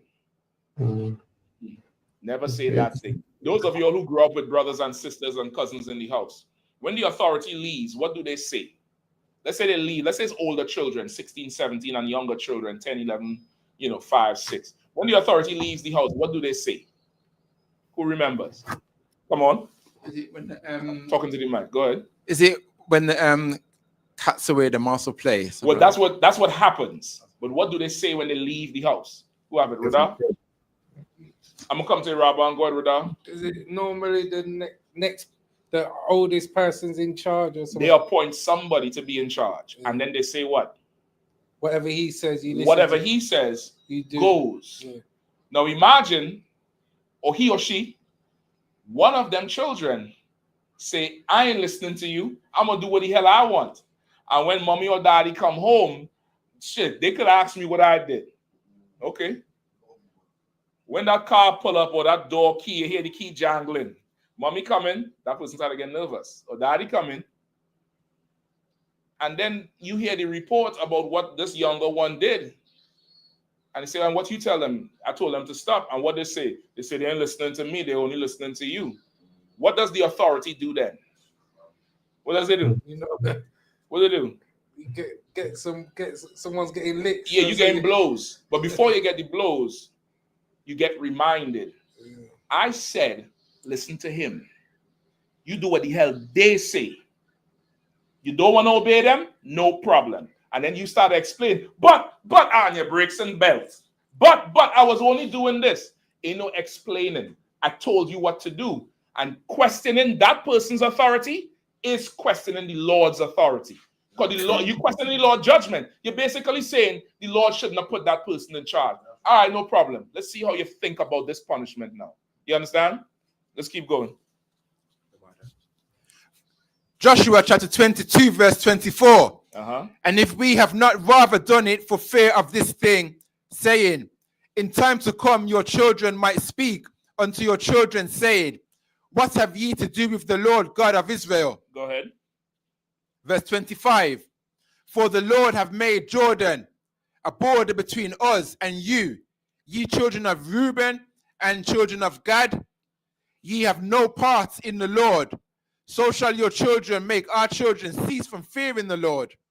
Therefore, we said, let us now prepare to build us an altar, not for burnt offering, nor for sacrifice, but that it might be a witness between us and you and our generations after us, that we might do the service of the Lord before him with our burnt offerings and with our sacrifice and with our peace offerings, that your children might not say to our children in time to come, ye have no part in the Lord. Okay, cool. Let's read that again. Okay, so first they're saying, read it again from 24. Go ahead. Joshua chapter 22, verse 24. And if we have not rather done it for fear of this thing, saying, in time to come, your children might speak unto our children, saying, what have ye to do with the Lord God of Israel? They're talking to Phineas and the representatives of Israel. They say, in time to come, if we do this thing, your children would say to ours, what have ye to do with Israel? Because they done broke off. Go ahead. Verse 25. For the Lord have made Jordan a border between us and you, ye children of Reuben and children of Gad. So he's saying that, like, the Lord put a border between us, ye children of Reuben and Gad. Go on. Ye have no part in the Lord.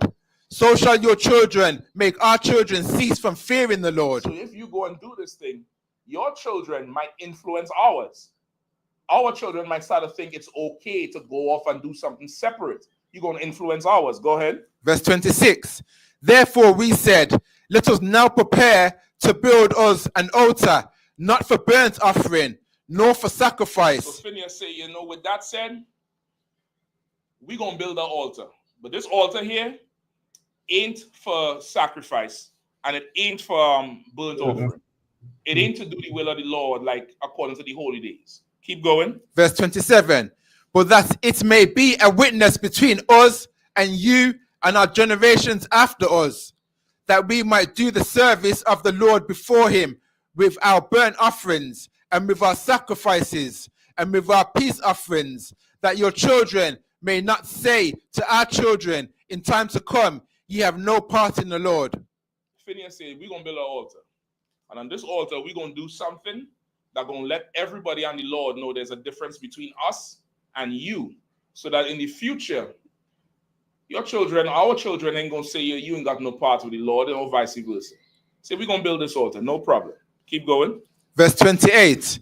Therefore said we that it shall be when they should say, when they should sow, Salakia, say to us, or our generations in time to come, that we may say again, behold, the pattern of the altar of the Lord, which our fathers made, not for burnt offerings, nor for sacrifices, but it is a witness between us and you. The pattern, even today, you all say pattern. The pattern of the altar, pattern that thing. Once again, we children of the Bible.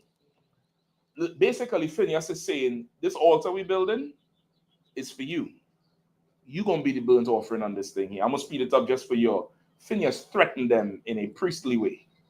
You're going to be on this altar. And we're going to burn you all up. And everybody will know that, we didn't follow you. And there's a difference between us and you. He done threatened them. Let me skip it down to the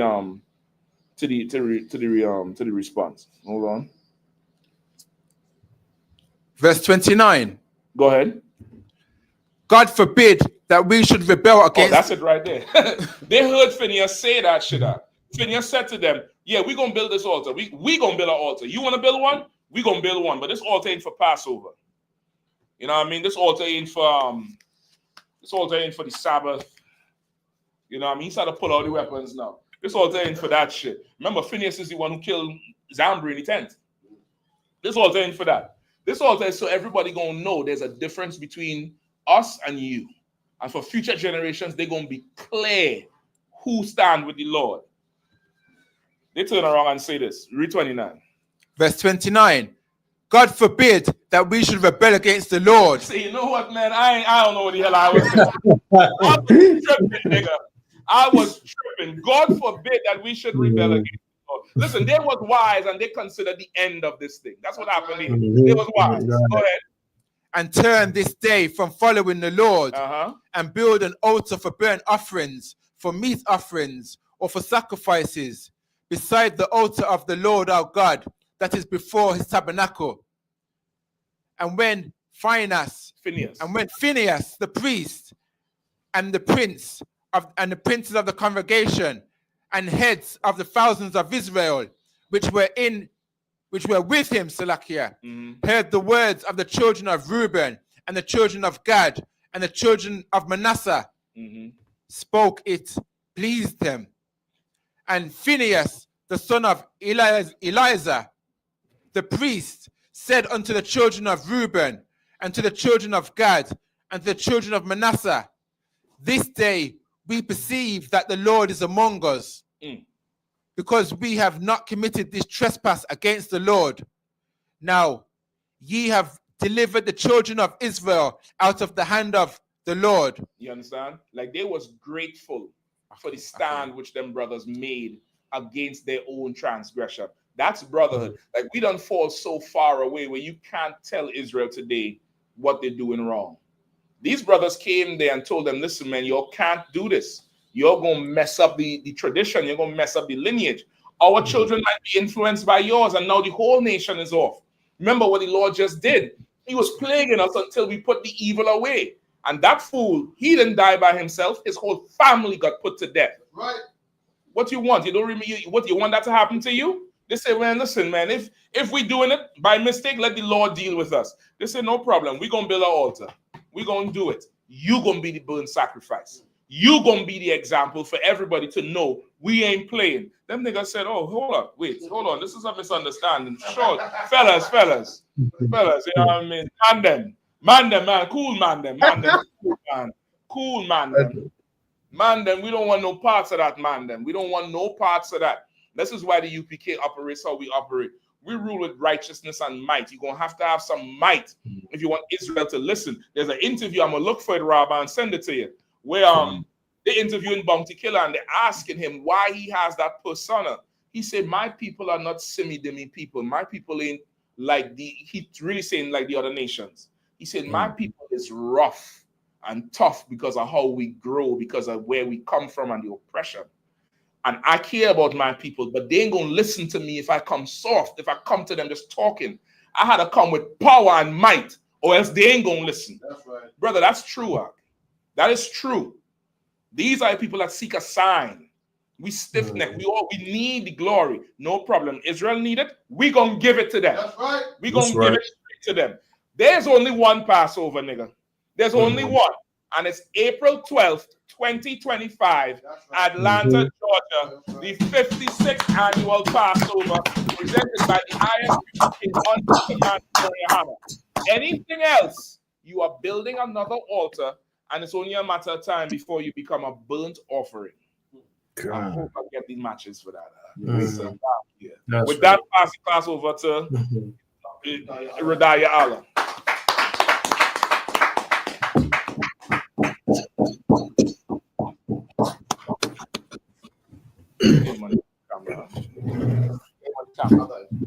I.S.U.P.K security announcement. No, he can hold it. Where the I.S.U.P.K started out at 1 West 125th Street, Harlem, New York. Rules for a new brother and sister. When a new brother and sister come into the school, they are off limits for 6 months. They are to be saluted only. They are here to shed themselves of the world. If they need transportation, the teacher will arrange it. After 6 months, if a brother or sister has an interest in a particular person, he or she must get permission from the head to speak to a brother or sister. There is another 6 month period in which the brother and sister will court each other. After this 6 months period, the brother and sister will get permission from the head to marry. Tithes, which is a commandment, Numbers 18 and 21. Malachi 3, 8 and 10 means 10th in the Hebrew, Mashara, 10% of every penny of increase the Lord gives you. Give to the Treasury Department or teacher. Priest funds. Free will offerings for priests, not mandatory. Whatsoever amount you would like. Up and coming holy convocations. Purim. 13 and 14. 13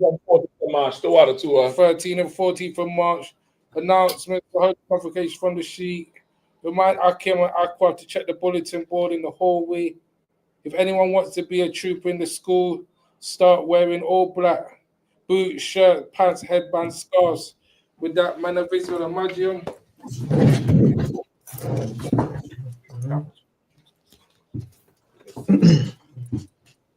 Magium Shabbat.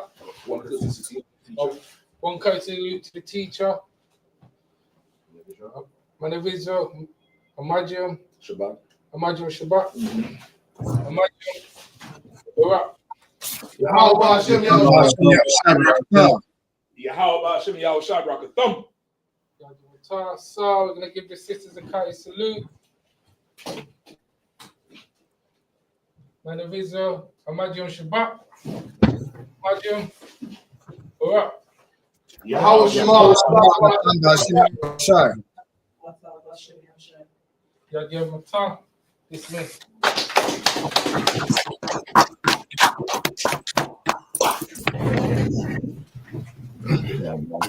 If you're alive, come to Leicester.